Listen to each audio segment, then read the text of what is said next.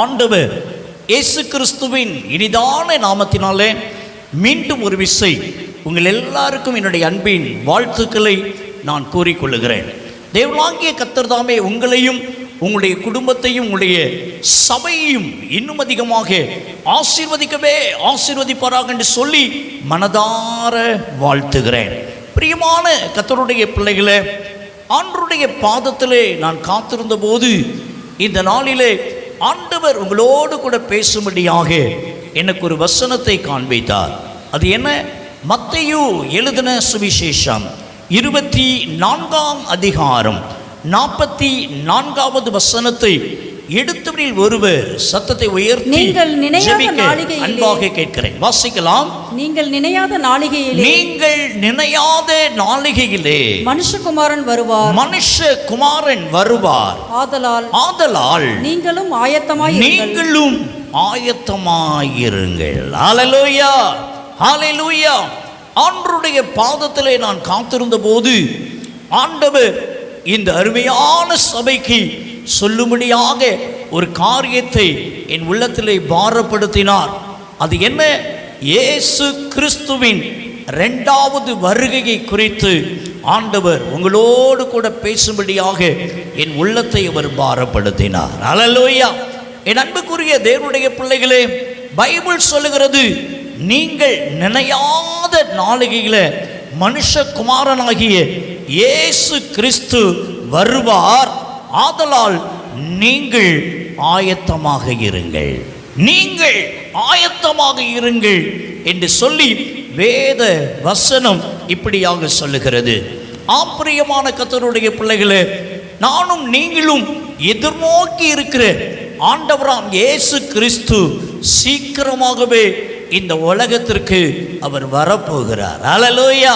ஆகையினால் தான் பைபிள் சொல்லுகிறது, அவர் சீக்கிரமாக வரப்போகிறபடினால நீங்க எல்லாம் ஆயத்தமாயிருங்க, விழிப்பாயிருங்க என்று சொல்லி ஆண்டவருடைய வார்த்தை மிக அருமையாய் நமக்கு சொல்லுகிறது. பல வருடங்களுக்கு முன்பதாக அமெரிக்க தேசத்தில் ஒரு பத்திரிகை ஒன்றை ஒரு மனிதர் நடத்தி வந்தார். அந்த பத்திரிகையில் ஒரே ஒரு காரியத்தை தான் பிரசித்தப்படுத்தி அதை அவர் வெளியிடுவார். அது என்ன காரியம் தெரியுமா? கிறிஸ்தவ ஜனங்கள் இயேசு கிறிஸ்து 2வது முறையாக இந்த உலகத்திற்கு வரப்போகிறார், அவருடைய வருகை மிக சமீபம் என்று சொல்லிக் கொண்டிருக்கிறார்கள். ஆனால் இயேசு வரப்போவதில்லை. இயேசு இந்த உலகத்திற்கு 2வது முறையாக அவர் இனி வரப்போவதே இல்லை என்று சொல்லிதான் அந்த பத்திரிகையில் அவர் எழுதி கொண்டே இருப்பார். ஆமென். அன்புக்குரிய தேவனுடைய பிள்ளைகள், அவர் இருக்கிற வரைக்கும் அந்த பத்திரிகை தடையின்றி நடந்தேறிக்கொண்டே இருந்தது. ஒவ்வொரு முறை எழுதும் போதும் இயேசு வரப்போவதில்லை, கிறிஸ்தவ ஜனங்கள் ஏமாறப் போகிறார்கள், கிறிஸ்தவ ஜனங்கள் ஒருவேளை ஏமாற்றத்தை காணப்போகிறார்கள் என்றே அவர் அதில் பல வருடமாக எழுதி கொண்டே வந்தார். ஆனால் பாருங்கள், ஒரு குறிப்பிட்ட நாளில் அந்த பத்திரிகையின் ஆசிரியர் மரித்து போய்விட்டார். அவர் மரித்து போன பின்பு அந்த பத்திரிகையை தொடர்ந்து நடத்துவதற்கு யாருமே முன் வரவில்லை. ஆம், பிரியமான தேவனுடைய பிள்ளையே, இயேசு இனி வரப்போவதில்லை, இயேசு இனி வரமாட்டார் என்றெல்லாம் எழுதினார். பாருங்க, அந்த மனிதர் எழுதின எழுத்து அவருடைய வாழ்க்கையோடு நின்று போயிற்று. ஆனாலும் இன்றைக்கு உங்கள் கையிலையும் என்னுடைய கையிலையும் இருக்கிற இந்த பரிசுத்த வேத புத்தகம் சொல்லுகிறது, இயேசு வரப்போகிறார். ஹல்லேலூயா. இயேசு வரப்போகிறார். என கண்மான தேவனுடைய பிள்ளைகளே, ஒரு குறிப்பிட்ட ஒரு இடத்திற்கு நான் ஊழியத்துக்காக போயிருந்தேன். அப்போது ஒரு அருமையான ஒரு குடும்பத்தார் சொன்னார்கள், எங்கள் உறவினர் ஒருவர் மருத்துவமனையில் இருக்கிறார் பிரதர், உயிருக்காக போராடி கொண்டிருக்கிறார், அவருக்காக பிரார்த்தனை செய்வதற்காக நீங்கள் வர முடியுமா என்று என்னை அழைத்தார்கள். அப்போது நான் சரி என்று சொல்லி அவர்களோடு கூட நான் கடந்து போயிருந்தேன். அவர் பார்த்தீங்கன்னா அவரால் வாய் பேச முடியாது, அவருடைய தொண்டையில் ஒரு துவாரம் இட்டிருக்கிறது. என் அன்பு தேவனுடைய பிள்ளையே, மூக்கு வழியாய் வருகிற சுவாசங்கள் இந்த தொண்டையின் வழியாகத்தான் அந்த சுவாசங்கள் வந்து போய் கொண்டிருக்கிறது. மிக கொடிய ஒரு நிலைமையில் அந்த சகோதரர் அந்த ஐசியூ வார்டில் இருக்கிறார். அவருக்காக தான் ஜெபிக்கிறதற்காக என்னை அழைத்து கொண்டு போயிருந்தார்கள். அங்கே போன போது பாருங்கள், அங்கே 2 ஊழியக்காரர்கள் ஏற்கனவே அவரை பார்த்து ஜெபிக்கிறதற்காக அனுமதி பெற்று உள்ளுக்குள்ளே நின்று கொண்டிருந்தார்கள். ஆகையினால் நானும் உள்ளுக்குள்ளே போய் அவருக்காக ஜெபிக்கிறதுக்கு முற்படுகிற பொழுது எப்படியோ தெரியவில்லை, திடீரென்று சொல்லி சீக்கிரத்திலே இயேசு வரப்போகிறார், இந்த உலகத்திற்கு முடிவு வரப்போகிறது, இயேசு கிறிஸ்துவினுடைய வருகை மிக சமீபம் என்று சொல்லி ஒரு டாபிக் உள்ளுக்குள்ளே வந்துவிட்டது. ஆகையினால் இன்றைக்கு நடக்கிற காரியத்தை எல்லாம் பார்த்தால் இயேசு சீக்கிரம் வருவதற்கான அடையாளங்கள் எல்லாம் நடந்தேறி கொண்டிருக்கிறது என்று ஒருவருக்கு ஒருவர் பேசிக்கொண்டே இருந்தோம். திடீரென்று சொல்லி ஒருவேளை மிகுந்த உடல்நிலை சரியில்லாமல் பேசக்கூட முடியாத நிலைமையில் இருக்கிற அந்த அன்பு சகோதரன் தன்னுடைய கரங்களை தட்டி ஒரு பேப்பரும் ஒரு பெண்ணும் கொண்டு வாங்கன்னு சொல்லி செய்கை காண்பித்தார். உடனே அவர் ஏதோ ஒன்றை சொல்ல போகிறார் போல் இருக்கிறது. ஒருவேளை இயேசு கிறிஸ்துடைய வருகை குறித்து நாம் பேசி கொண்டிருக்கிறோம், அதை குறித்து ஏதோ சொல்ல போகிறார் போல் இருக்கிறது என்று அவருடைய கையில் ஒரு பேப்பரும் பெண்ணுமாக கொடுத்தார்கள். என் அன்பு பிள்ளையே, அதில் வேக வேகமாக பேச முடியாமல் படுத்த படுக்கையாக மரணப்படுக்கையில் கிடக்கிறார். அந்த சூழ்நிலை கூட அவர் எழுதி ஒரு கடிதம் ஒன்றை காண்பித்தார். அதை என்னுடைய கையில் தான் கொடுத்தார். அதை நான் வாசித்து பார்த்தேன். என் அன்பு தேவப்பிள்ளையே, அவர் அதில் எழுதியிருந்தார் பாருங்கள், நான் சிறு பையனாக இருக்கும் போது இருந்து என்னுடைய தாத்தா பாட்டி எங்கள் அப்பா அம்மா இயேசு வருவார் இயேசு வருவார் என்று தான் சொல்லிக்கொண்டே இருந்தார்கள். இன்றைக்கும் எனக்கு 75 வயது ஆகிவிட்டது. இயேசு இனியும் வரமாட்டார், இயேசு இனி வரப்போவதில்லை என்று அதில் எழுதி என்னிடத்தில் காண்பித்தார். என் அன்புக்குரிய தேவனுடைய பிள்ளையே, நாட்கள் கடந்தது. ஒருவேளை அவருடைய பலவீனத்தின் நிமித்தமாக, அவருடைய ஏஜினுடைய நிமித்தமாக இந்த உலகத்தை விட்டு அவர் கடந்து போய்விட்டார். ஆனால் பிரியமானவர்களே, அப்படி சொன்ன மனிதன் மரித்து போய்விட்டார். ஆனால் இன்றைக்கு இந்த வேத புத்தகம் ஜீவனுள்ள புத்தகம் இது பேசிக்கொண்டிருக்கிறது. இயேசு வரப்போகிறார், இயேசு வரப்போகிறார். ஆமென். அன்புக்குரிய தேவனுடைய பிள்ளைகளே, நானும் நீங்களும் நம்பிக்கொண்டிருக்கிற, எதிர்நோக்கி இருக்கிற ஆண்டவராம் இயேசு கிறிஸ்து இந்த உலகத்திற்கு சீக்கிரமாகவே அவர் வரப்போகிறார். அப்போஸ்தலருடைய நடபடிகள் 1 அதிகாரம் 9 முதல் 11 வசனத்தை நீங்க வாசித்து பாருங்க. இயேசு எப்படி வானத்துக்கு எழுந்தருளி போனாரோ அப்படியே மனுஷகுமாரனாகிய இயேசு கிறிஸ்து மீண்டும் வருவார், திரும்ப வருவார்.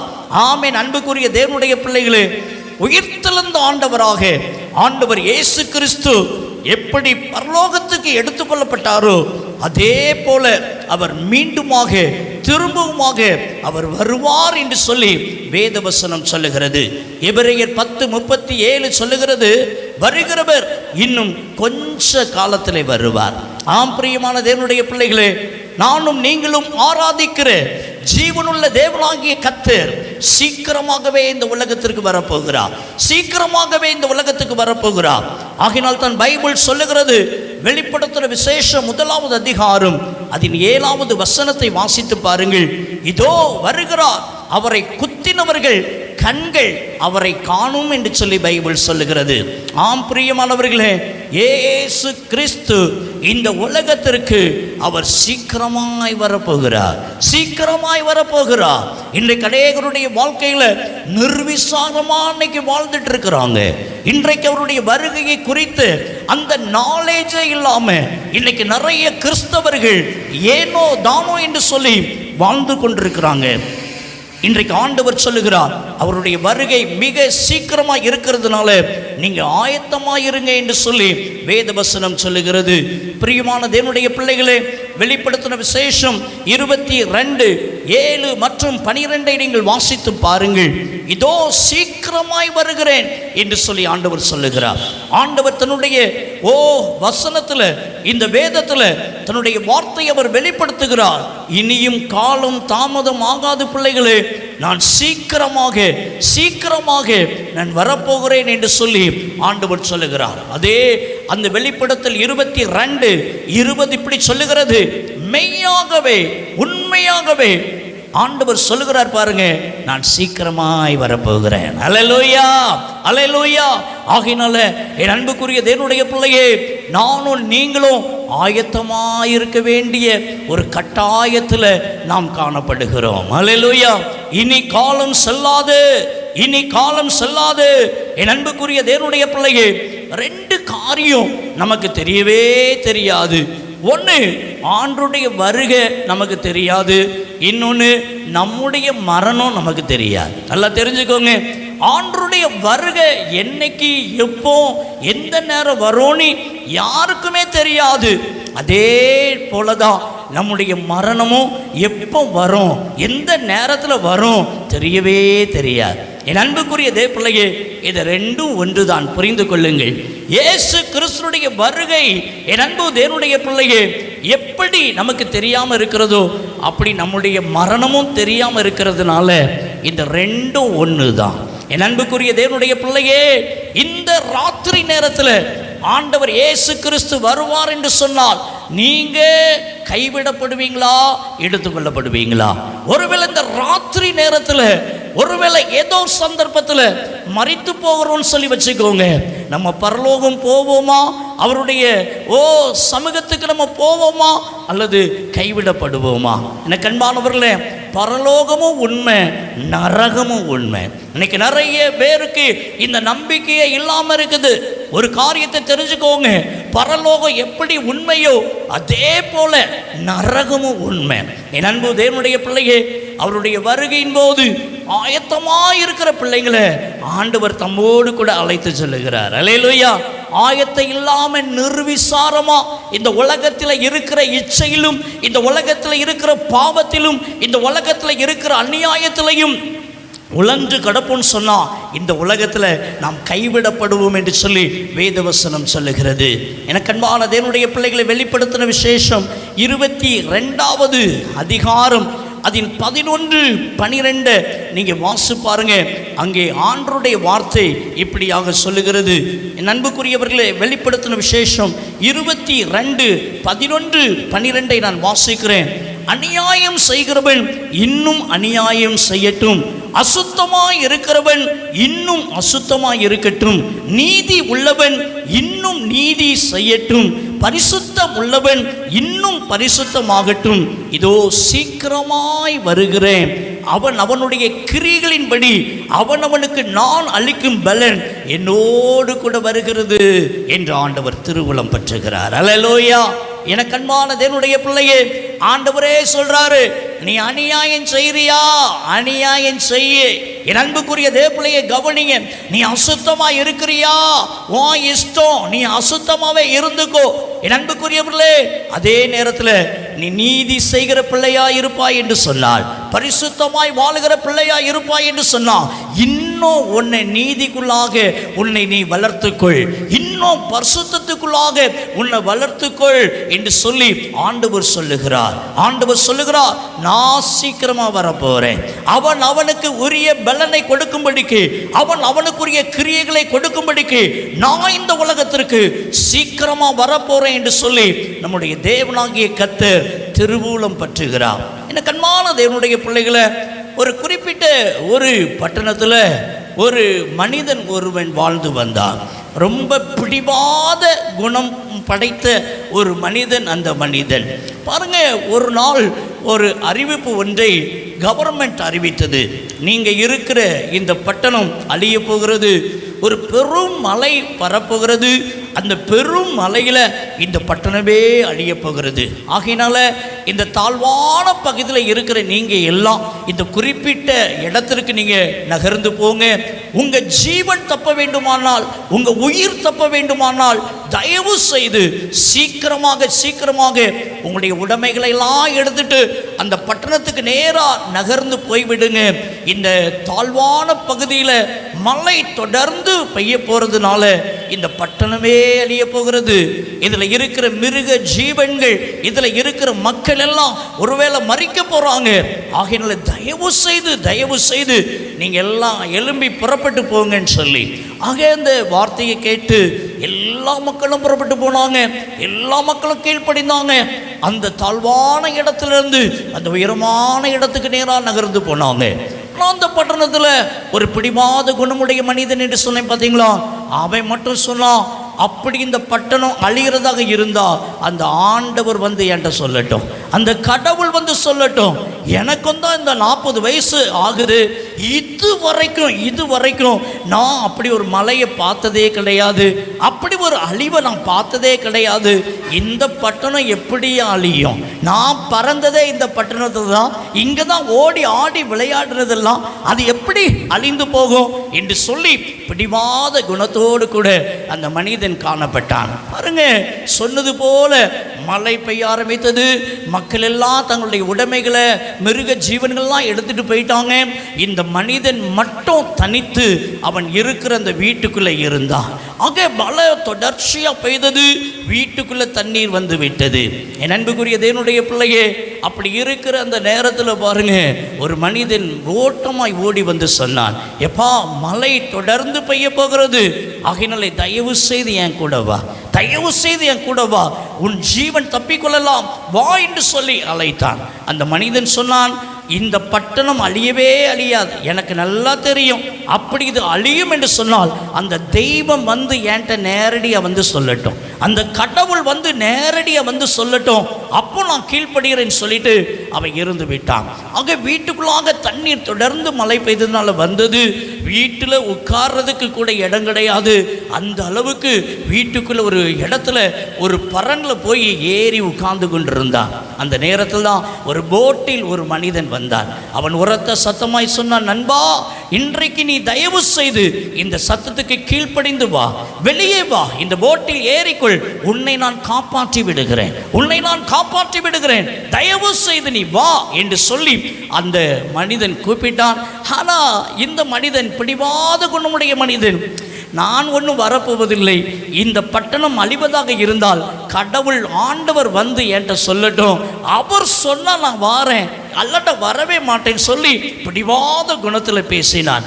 ஆக எவ்வளவோ கெஞ்சி கூத்தாடி கேட்டு அந்த மனிதன் புறப்பட்டு போய்விட்டான். கொஞ்ச நேரமானது, மழை தொடர்ந்து பெய்தது. வீட்டிலிருந்து வெளியே வந்தான். வீட்டின் மேல் கூரையில் ஏறி உட்கார்ந்து கொண்டிருந்தான். என் அன்புக்குரியவர்களே, மழை தொடர்ச்சியாய் பெய்து கொண்டிருக்கிற அந்த நேரத்தில் கூட ஒரு ஹெலிகாப்டரில் ஒரு மனிதன் வந்தான். மிகுந்த சத்தத்தோடு கூட சொன்னான், நண்பா, இந்த கயிறை நீ பற்றிக்கொள், இந்த ஹெலிகாப்டரிலிருந்து உன்னை காப்பாற்றுவதற்காகத்தான் நான் வந்திருக்கிறேன், இந்த கயிறை மட்டும் நீ பிடித்துக்கொள், உன்னை நான் காப்பாற்றி விடுகிறேன் என்று சொல்லி சொன்னான். அந்த மனிதன் சொன்னான், நான் ஒன்றும் நம்பவே மாட்டேன், இந்த பட்டணம் அழியவே அழியாது, அதென்ன இன்னும் மழை என்ன பெய்துரவா போது, அதெல்லாம் சரியா போயிடும். அப்படி இந்த பட்டணம் அழிவதாக இருந்தால் அந்த தெய்வம் வந்து என்கிட்ட சொல்லட்டும், ஆண்டவர் வந்து என்கிட்ட சொல்லட்டும் அப்படின்னு சொல்லி ரொம்ப முரட்டாட்டமா பிடிவாத குணத்தோடு கூட பேசிக்கொண்டே இருந்தான். ஆக எவ்வளவோ கெஞ்சி கூத்தாடி பார்த்தோம். அந்த ஹெலிகாப்டர்ல அவனை வரவே மாட்டேன் சொன்னதுனால அந்த மனிதனு கடந்து போய்விட்டார். என் அன்பு தேவப்பிள்ளையே, மழை தொடர்ச்சியாக பெய்து கொண்டே இருந்தது. அந்த பரிதாபம் மேலே இருந்து கீழே அவன் விழுந்து அந்த தண்ணிக்குள்ள விழுந்தவன் செத்து போயிட்டான். செத்து போனவன் ஆண்டவரை சந்திக்கிறதற்காக கடந்து போயிருந்தானா. அப்போ ஆண்டவரை நோக்கி சொன்னான், ஆண்டவரே, உங்கள் மேலே நான் எவ்வளவு நம்பிக்கையாக இருந்தேன், ஆண்டவரே, நீங்கள் ஒரே ஒரு வார்த்தை இந்த பட்டணம் அழியோன்னு எனக்கு நீங்கள் சொன்னால் நான் உடனே கீழ்ப்படிந்திருப்பேனே, எனக்கு இந்த கெதி வந்திருக்காது. என்னை கைவிட்டுட்டீங்களே கடவுளை, என்று சொல்லி ஆண்டுடைய சமூகத்தில் போய் நின்றானா. அப்போதான் ஆண்டவர் சொன்னாரா, மகனே, உன் மேலே நான் பிரியமாக இருந்ததுனால உன்னை காப்பாற்றிடணுங்கிறதுக்காக ஒரு மனிதன் உன் வீட்டுக்குள்ளே வந்தான் பார்த்தியா, அது சாதாரணமான மனிதன் அல்லப்பா, என்னுடைய தூதனை நான் நான் அனுப்பினேன். உன் மீது நான் அன்பு கூர்ந்ததுனால உன்னை காப்பாற்ற வேண்டும் என்பதற்காக எச்சரிப்பின் வார்த்தையை கொடுத்து அனுப்பினேன். நீ வந்துவிடு, நீ அழியாதபடிக்கு என்று சொல்லி நீ அதை அலட்சியப்படுத்தினாய். எனினும் கூட உன் மீது நான் அன்பு கூர்ந்ததுனால அந்த போட்டில் ஒரு மனிதனை அனுப்பினேன். நீ சாதாரணமான மனிதன் என்று எண்ணிவிட்டாய். என்னுடைய தூதனை அனுப்பினேன் அப்பா, என் தூதனை நான் அனுப்பினேன், இப்போமாகில நீ வந்து விடுவாய் என்று சொல்லி அதையும் நீ புறக்கணித்து விட்டாய். எனினும் உன் மீது நான் அன்பு கூர்ந்து பாசம் கொண்டு அந்த ஓட்டுக்கு மேலே நீ உட்கார்ந்துட்டு இருந்தாய் பார்த்தியா, அப்போ ஹெலிகாப்டர்ல ஒரு மனிதனை அனுப்பினேன், சாதாரணமான மனிதன் என்று சொல்லி நீ எண்ணிக்கொண்டாய். இல்லை மகனே, ஒரு தூதனை அனுப்பினேன், ஒரு தூதனை அனுப்பினேன், அதையும் நீ புறக்கணித்து விட்டாய். பார்த்தியா, நீ கீழ்ப்படியாமல் போனதுனாலே உனக்கு இந்த நிலைமை வந்திருக்கிறது. ஐ எம் வெரி சாரி என்று சொல்லி ஆண்டவர் கூறிவிட்டாராம். பிரியமான கர்த்தருடைய பிள்ளைகளே, இன்றைக்கு ஆண்டவர் தன்னுடைய ஊழியக்காரங்களை கொண்டு தன்னுடைய வார்த்தையை நம்மோடு கூட பேசுகிறார். தன்னுடைய வார்த்தையை, தன்னுடைய மன பாரத்தை அவர் வெளிப்படுத்தி கொண்டே இருக்கிறார். இன்னும் நம்முடைய இருதயத்தை கடினப்படுத்தி கொண்டு என் அன்பு பிள்ளை ஆயத்தம் ஆகாத நிலைமையில இருப்போம் என்று சொன்னால் நாம் தான் பரிதபிக்கப்பட்டவங்க, நாம் தான் கைவிடப்பட்டவங்க. இந்த நாட்களில், லெந்தென்னும் நாட்களில் என் அன்புக்குரிய தேவனுடைய பிள்ளையே, அவருடைய வருகையை எதிர்நோக்கி உங்களுடைய வாழ்வை ஒப்புக்கொடுங்க. இந்த ராத்திரியில இயேசு வருவார் என்று சொன்னால் நான் எடுத்துக்கொள்ளப்படுவேன் என்கிற அந்த நிச்சயம் ஒவ்வொருவருக்குள்ளேயும் காணப்பட வேண்டும். ஒவ்வொரு சகோதரனுக்குள்ள காணப்பட வேண்டும், ஒவ்வொரு சகோதரிக்குள்ள காணப்பட வேண்டும். எனக்கு அன்பான தேவனுடைய பிள்ளையே, நான் ஒரு குறிப்பிட்ட ஒரு இடத்திற்கு ஊழியத்துக்காக போயிருந்தேன்.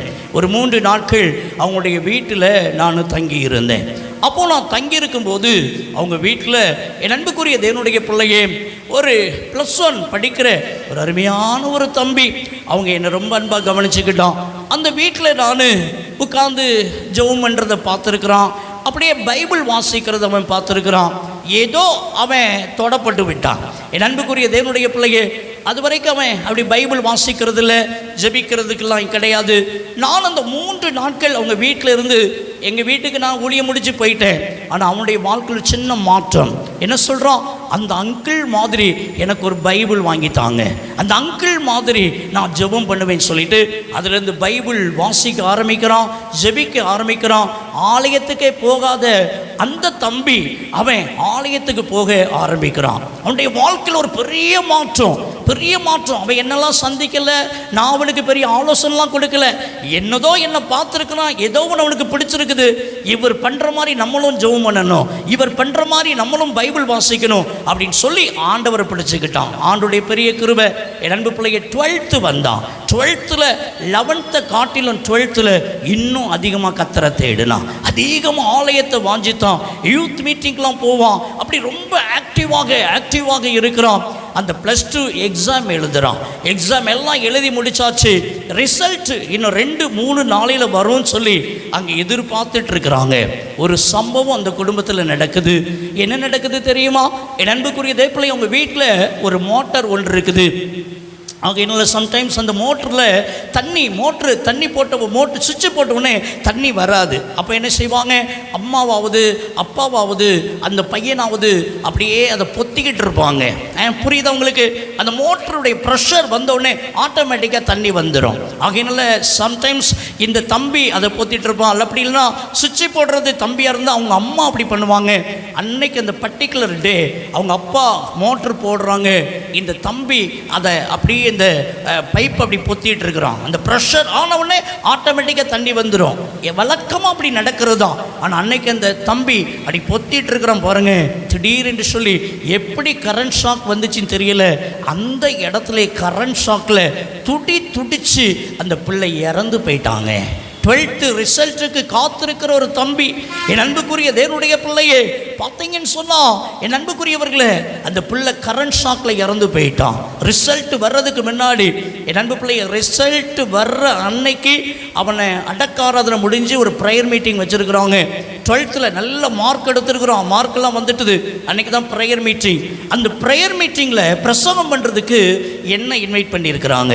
எனக்கு அவங்க ரொம்ப பெருசாக ஒன்றும் சொல்லலை. இந்த மாதிரி தம்பி இறந்து போயிட்டான், நீங்கள் தான் வந்து இது பண்ணணும் பிரதர். நாங்கள் எனக்கு ரொம்ப கஷ்டமாக இருந்துச்சு. என்ன பண்ண, ஒருவேளை ஒரு 75 வயசு 80 வயசில் உள்ளவங்க ஏதோ இறந்துட்டாங்கன்னா கூட நம்ம என்ன சொல்லிடுவோம், குடிச்சு வெறிச்சு வேசித்தனம் பண்ணி இறந்தா கூட ஆண்டுடைய ராஜ்யத்தில் இருக்கிறாங்கன்னு சொல்லிட்டாவது ஏதோ ஒன்று சொல்லிட்டு நம்ம வந்துடலாம். ஆனால் ஒரு 12ஆம் வகுப்புக்கு ரிசல்ட்டுக்கு காத்திருந்த பிள்ளை, ரிசல்ட் வந்திருக்கவன் பாஸு, ஆனால் பிள்ளை இல்லை. எவ்வளோ ஒரு கொடிய காரியம். அன்னைக்கு ப்ரேயர் மீட்டிங் என்ன பேசனே தெரியல.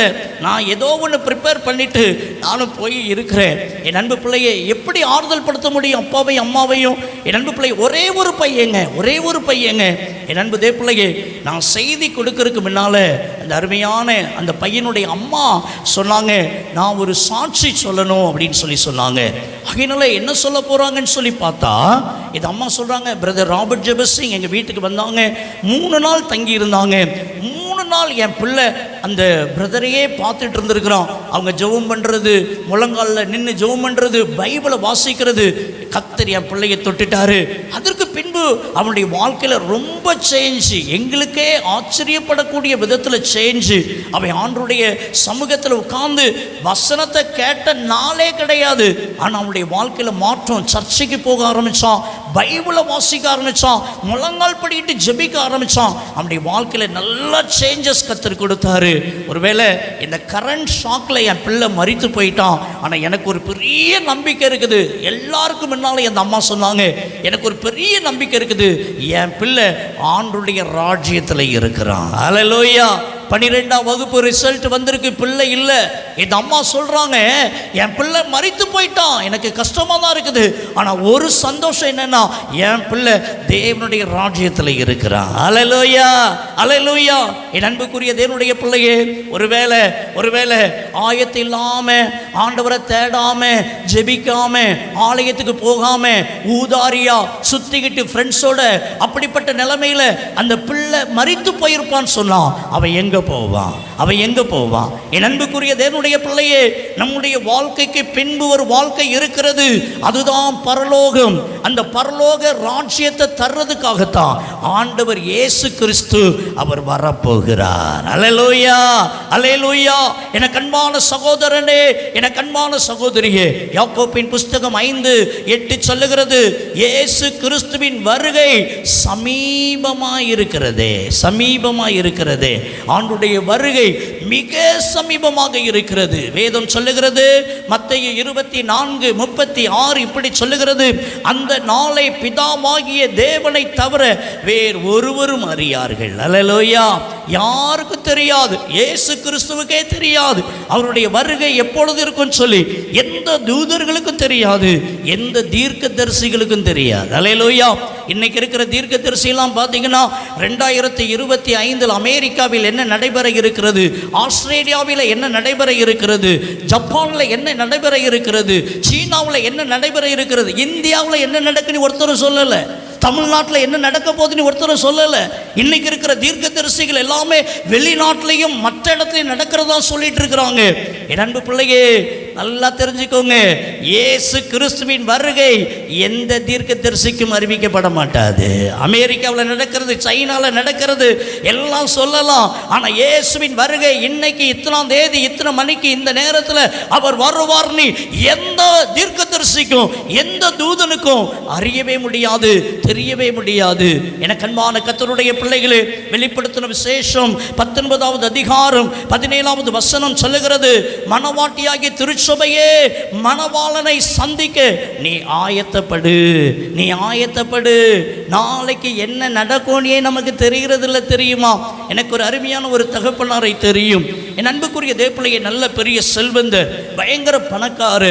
பாருங்க, நாளைக்கு காலையில் 10 மணிக்கு ஒரு லேண்ட் ஒன்று ரிஜிஸ்ட்ரேஷன் பண்ணுறதாக இருக்கிறார். ஆகையினால ரொம்ப சந்தோஷம். காலையில் எழும்பி, நல்ல ஒரு கர்த்தருடைய மனுஷன் தாங்க, நல்ல காலையில் எழும்பி ஜெபம்லாம் பண்ணிட்டு நல்ல பைபிள்லாம் வாசித்துட்டு அவர் அந்த 10 மணிக்கு ரிஜிஸ்ட்ரேஷன் போகணும். பாருங்க, ஒரு 9 மணிக்கு போய் குளிக்கிறார். நல்லா குளிச்சுட்டு என் அன்பு பிள்ளையை 9:15 போல அவர் வெளியில் வர்றார். வெளியில் வந்து அப்படி அப்படியே ஏசியை போட்டுட்டு ஃபேனை போட்டுட்டு உள்ளுக்குள்ள உட்காந்து தலையை தோத்திட்டு இருக்கிறார். என் அன்புக்குரிய தேவப்பிள்ளையை நடந்த உண்மை சம்பவம். ஒரு ஈசி சேர், அந்த ஈசி சேர்ல அப்படி உட்கார்ந்துட்டு அப்படியே தலையை தோத்துறாரு, அப்படியே கண்ணை மூடிட்டார். நடந்த உண்மை சம்பவங்க.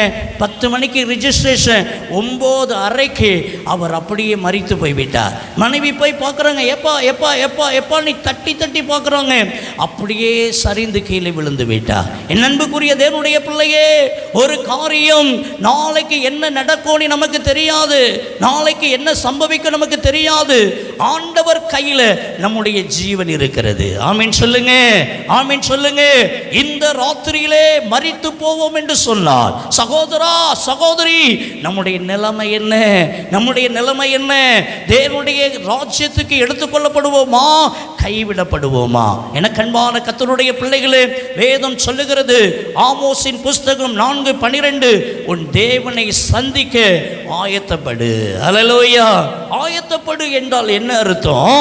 ரட்சிக்கப்படுன்னு கர்த்தர் சொல்றார். அல்லேலூயா, அல்லேலூயா. இயேசு கிறிஸ்துவின் இரத்தம் மட்டும்தான் நம்மளை ரட்சிக்கிறதற்கு வல்லமை உள்ளதாக இருக்கிறது. அல்லேலூயா. இயேசு கிறிஸ்துவின் இரத்தம் சகல பாவத்தை நீக்கி நம்மை சுத்திகரித்து நம்மை ரட்சிக்கிறதற்கு அது வல்லமை உள்ளதாக இருக்கிறது. இந்த ராத்திரி நேரத்தில் நம்முடைய வாழ்க்கையில தெரிந்தோ தெரியாமலோ, அறிந்தோ அறியாமலோ ஏதோ ஒரு பாவம் நம்முடைய வாழ்க்கையில இருக்கும் என்று சொன்னால் ஆண்டவருடைய கரத்தில் ஒப்பு கொடுங்க. ஆண்டவரே, உங்க இரத்தத்தால் என்னை கழுவி என்னை ரட்சிங்க ஆண்டவரேன்னு சொல்லுங்க. அல்லேலூயா, அல்லேலூயா. ரட்சிப்பு என்பதை நீங்க புரியறதுக்கு ஏதுவா நான் சொல்றேன் பாருங்க. ஆண்டவர் இயேசு கிறிஸ்து ஒரு நாள் நடந்து போயிட்டு இருக்கிறார். அதனால குள்ளமா இருந்த சகேயு என்று சொல்லக்கூடியவன் அவன் காட்டத்தி மரத்தில் ஏறி இயேசு எப்படிப்பட்டவரோ என்று சொல்லி பார்க்கறதுக்காக வகை பார்த்து கொண்டிருக்கிறான். அப்போ ஆண்டவர் இயேசு அவன் இடத்துல போய் அந்த சகேயுவை பார்த்து சகேயுவே என்று சொல்லி கூப்பிடுகிறார். என் அன்புக்குரிய தேவனுடைய பிள்ளையே, பைபிள் சொல்லுகிறது, மனுஷனுடைய பெயர் மட்டும் அல்ல, மனுஷனுடைய ஒவ்வொரு காரியத்தையும் என் ஆண்டவர் இயேசு அறிந்திருக்கிற ஒரு ஆண்டவர். அல்லேலூயா. ஆகையினால சகையினுடைய பெயரை மட்டுமல்ல, சகையினுடைய வாழ்க்கை சரித்திரத்தையே இயேசு நன்றாக அறிந்திருந்தார். ஆகையினால் தான் சகைவே என்று சொல்லி பெயர் சொல்லி அழைத்தார். அவன் ரொம்ப ஸ்டன் ஆயிட்டான். யாம் பேர் இவருக்கு எப்படி தெரியும், என்ன இவருக்கு எப்படி தெரியும்? அவன் தொடப்பட்டதே அவன் பேரை ஆண்டவர் உச்சரித்ததுனால. உடனே பாருங்க, ஆண்டவர் அவனை பார்த்து சொல்றாரு, இன்றைக்கு நான் உன் வீட்டில் தங்கணும்ப்பா அப்படின்னு சொல்றார். உடனே அவன் என்ன செய்யறான்? வேகமா அந்த காட்டத்தி மரத்தில் இருந்து கீழே இறங்கி வருகிறான். ஆண்டவரை அன்புள்ளத்தோடு கூட அழைத்து கொண்டு தன்னுடைய வீட்டுக்கு போறான். இயேசு அவனோடு கூட ஆண்டவர் பிரயாணப்பட்டு அவனுடைய வீட்டுக்குள்ள பிரவேசிக்கிறார். எல்லாம் கவனிங்க. அவன் ஆண்டவர் வீட்டுக்குள்ள வந்த உடனே அவன் சொல்றான், ஆண்டவரே, நான் யார்கிட்டையாகிலும் ஒருவேளை அநியாயமா ஏதாவது வாங்கியிருந்தா அதை நாளத்தனையா நான் திரும்ப கொடுத்துறேன் சொன்னான். அதான் யார் ரட்சிப்பு? அதான் யார் ரட்சிப்பு? நான் யார்கிட்டையாவது அநியாயமா ஏதாயிலும் வாங்கியிருந்தா, யாருக்காயிலும் துரோகம் பண்ணி இருந்தா, யாரையாயிலும் கெடுத்து பேசி இருந்தா, யாருக்காயிலும் பாவமான காரியங்கள் செய்திருந்தா, ஆண்டவரே என்னை மன்னிச்சிருங்கிறது போல அவன் அதை நான் ரிட்டர்ன் பண்ணி விடுறேன்னு சொல்லி சொன்னான். இன்னைக்கு நம்முடைய வாழ்க்கையில என் அன்புக்குரிய தேவனுடைய பிள்ளையே, அந்த நிச்சயம் நமக்குள்ள இருக்குதா? அந்த ரட்சிப்பின் நிச்சயம் நமக்குள்ள இருக்குதா? ஆண்டவர்கிட்ட ஒப்புரவாகிறது ஒரு காரியம், நம்ம மனுஷங்கிட்டையும் ஒப்புரவாக வேண்டும். ஆமீன் சொல்லுங்க, ஆமீன் சொல்லுங்க. என் அன்புக்குரிய தேவனுடைய பிள்ளையே, ஆண்டவருடைய கிருபையினால நான் ரட்சிக்கப்பட்ட அந்த ஆரம்ப நாட்கள்ல ஆண்டவர் என்ன அபிஷேகித்தார், வல்லமையினால நிரப்பினார், கிருபையினால நிரப்பி என்ன வச்சிருந்தார். என் அன்பு பிள்ளைய, ஒரு நாள் ஆண்டவருடைய சமூகத்தில் ஒரு ஒயிட் பேப்பரை எடுத்துட்டு, ஆண்டவரே என்கிட்ட ஏதாவது குறைகள் இருந்தா எனக்கு வெளிப்படுத்துங்க ஆண்டவரே அப்படின்னு சொல்லி நான் ஆண்டவருடைய சமூகத்தில் போய் உட்கார்ந்த போது ஒன்றன் பின்னாக ஆண்டவர் அநேக காரியங்களை எனக்கு வெளிப்படுத்தினார். அதுல ஒரு காரியத்தை ஆண்டவர் எனக்கு வெளிப்படுத்தினார். என் ஃப்ரெண்டு ஒருத்தன் ருபேஷ் என்று சொல்லி அவன் ஒரு பைபிள் சென்டர் வைத்து நடத்தி கொண்டிருக்கிறான். என் அன்பு தேவப்பிள்ளையே, ஒரு முறை அப்போ ஒரு பைபிளுடைய ரேட்டு 100 ரூபாய் தான். நான் என்ன பண்ணேன், ஒரு 50 ரூபாய் அவன் கையில் கொடுத்துட்டு ஒரு பைபிள் அவன் கடையில் நான் வாங்கிட்டு வந்தேன். நாட்கள் கடந்து போயிட்டது. அதற்கு பின்பு என் அன்பு பிள்ளையே, அவனை நான் ரொம்ப நாளாக சந்திக்கலை, அவனை என்னை சந்திக்கலை, என்னுடைய உயிர் நண்பன் பாருங்க. அப்போது ஆண்டவர் எனக்கு வெளிப்படுத்தும் போது ஆண்டவர் சொன்னார், அந்த 50 ரூபாவை நீ அவனுக்கு போய் கொடுத்துரு அப்படின்னு சொல்லி நிறைய காரியங்கள். அதில் ஒரு காரியம் இதை கற்று எனக்கு வெளிப்படுத்தினார். அப்போ நான் ஆண்டவர்கிட்ட சொன்னேன், ஆண்டவரே ஏன் நண்பன் ருபேஷ், நான் தினைக்கும் அவனை நாங்கள் பார்க்குறேன், அவங்க வீட்டுக்கு போகிறேன், அவன் என்ன பார்க்குறான், என்கிட்ட ரொம்ப அன்பாக இருக்கிறான். இடையில கொஞ்ச நாள் நான் வெளியில் போனதுனால அவனை மீட் பண்ண முடியல, இன்னைக்கு வரைக்கும் அதே அன்போடு கூட இருக்கிறான், ரொம்ப நாள் ஆயிட்டு ஆண்டவரே, அவன் அதெல்லாம் மறந்துருப்பான் அப்படின்னு சொல்லி நான் ஜெபத்தில் ஆண்டவருடைய சமூகத்தில் ஜெபிக்கும் போது, இல்லை மகனே நீ அதை கொடுத்துரு, நீ அவனோடு கூட ஒப்புரவாகிரு அப்படின்னு ஆண்டவர் என்னை பாரப்படுத்தினார். உடனே காலையில் ஒரு 4:30 மணி இருக்கும், நான் ஜெபம் பண்ணிட்டு இருக்கும்போது உடனே ஆண்டவருடைய சமூகத்திற்கு கீழ்ப்படிந்து சரி ஆண்டவரேன்னு சொல்லிட்டு ஒரு 5:30 மணி இருக்கும் பாருங்க, நான் கையில் ஒரு 50 ரூபா கையில் எடுத்துட்டு என் ஃப்ரெண்டு வீட்டுக்கு போனேன். அங்கே போனால் அந்த ஆன்ட்டி இருந்தாங்க, அவங்க அம்மா, அவங்ககிட்ட சொன்னேன், ருபேஷ் எங்கே இருக்கிறான்னு சொல்லி கேட்டேன். அவங்க சொன்னாங்க, மாடியில் தூங்கிட்டு இருக்கிறான் அப்படின்னு சொல்லி சொன்னாங்க. உடனே சரின்னு சொல்லிட்டு வழக்கமாக நான் அவங்க வீட்டுக்கு போகிறது தான், நேரே மாடிக்கு போயிட்டேன். அங்கே போனால் ருபேஷ் பெட்ஷீட்டை போட்டு சிக்கு புக்குன்னு மூடி தூங்கிட்டு இருக்கிறான். அவனை தட்டி எழுப்பி, டே ருபேஷ், நான் ராபர்ட் வந்திருக்கிறேன்டா, எலும்பு அப்படின்னோடனே, என்னடா காலையில் வந்திருக்கிற அப்படின்னு சொன்னான். அப்போ நான் அவன்கிட்ட சொன்னேன், நான் உனக்கு ஏதாவது தர வேண்டியது இருக்குதா அப்படின்னு சொல்லி அவன்கிட்ட கேட்டேன். அவன் அந்த தூக்க கலக்கத்தில் சொல்கிறான், நீ எனக்கு ஒரு 50 ரூபா தர வேண்டியது இருக்குது அப்படின்னு சொல்கிறான். என் அன்புக்குரிய தேவனுடைய பிள்ளையே, நம்முடைய ஆண்டவர் உண்மையுள்ள ஒரு ஆண்டவர். இன்னைக்கு நம்ம ஒருவேளை மறந்துடுவோம், நம்ம ரிலேஷன் தானே, நம்ம பிரதர் தானே, நமக்கு தெரிஞ்சவங்க தானே, இதில் போய் என்ன இருக்கு அப்படின்னு நம்ம நினச்சிட்டு இருக்கலாம். ஆனால் கொடுத்தவங்க மறக்கவே மாட்டாங்க. நம்ம மறப்போமா? நம்மகிட்ட கடன் வாங்கின ஒருத்தர் 100 ரூபா வாங்கினாரு, அன்னைக்கு ஒரு 50 ரூபா வாங்கினாரு, அன்னைக்கு அந்த ரயில்வே ஸ்டேஷனில் 10 ரூபா கைமாத்து வாங்கினாரு. இன்னைக்கு வரைக்கும் நம்ம சொல்லிட்டு இருக்கிறோமே, அது எப்படி? நம்ம வாங்கும்போது மறக்காதவங்க ஒருவேளை என்ன அவங்ககிட்ட நம்ம வாங்கும்போது அவங்க எப்படி மறக்காம இருப்பாங்க? என் அன்புக்குரிய தேவனுடைய பிள்ளையே, உடனே அவன் கையில் நான் கொடுத்தேன், சந்தோஷமாக வாங்கிக்கிட்டான். ருபேஷ் கையில் சந்தோஷமாக வாங்கிக்கிட்டான். யாப்பா என் கடன் வந்துட்டுப்பான்னு சொன்னது போல.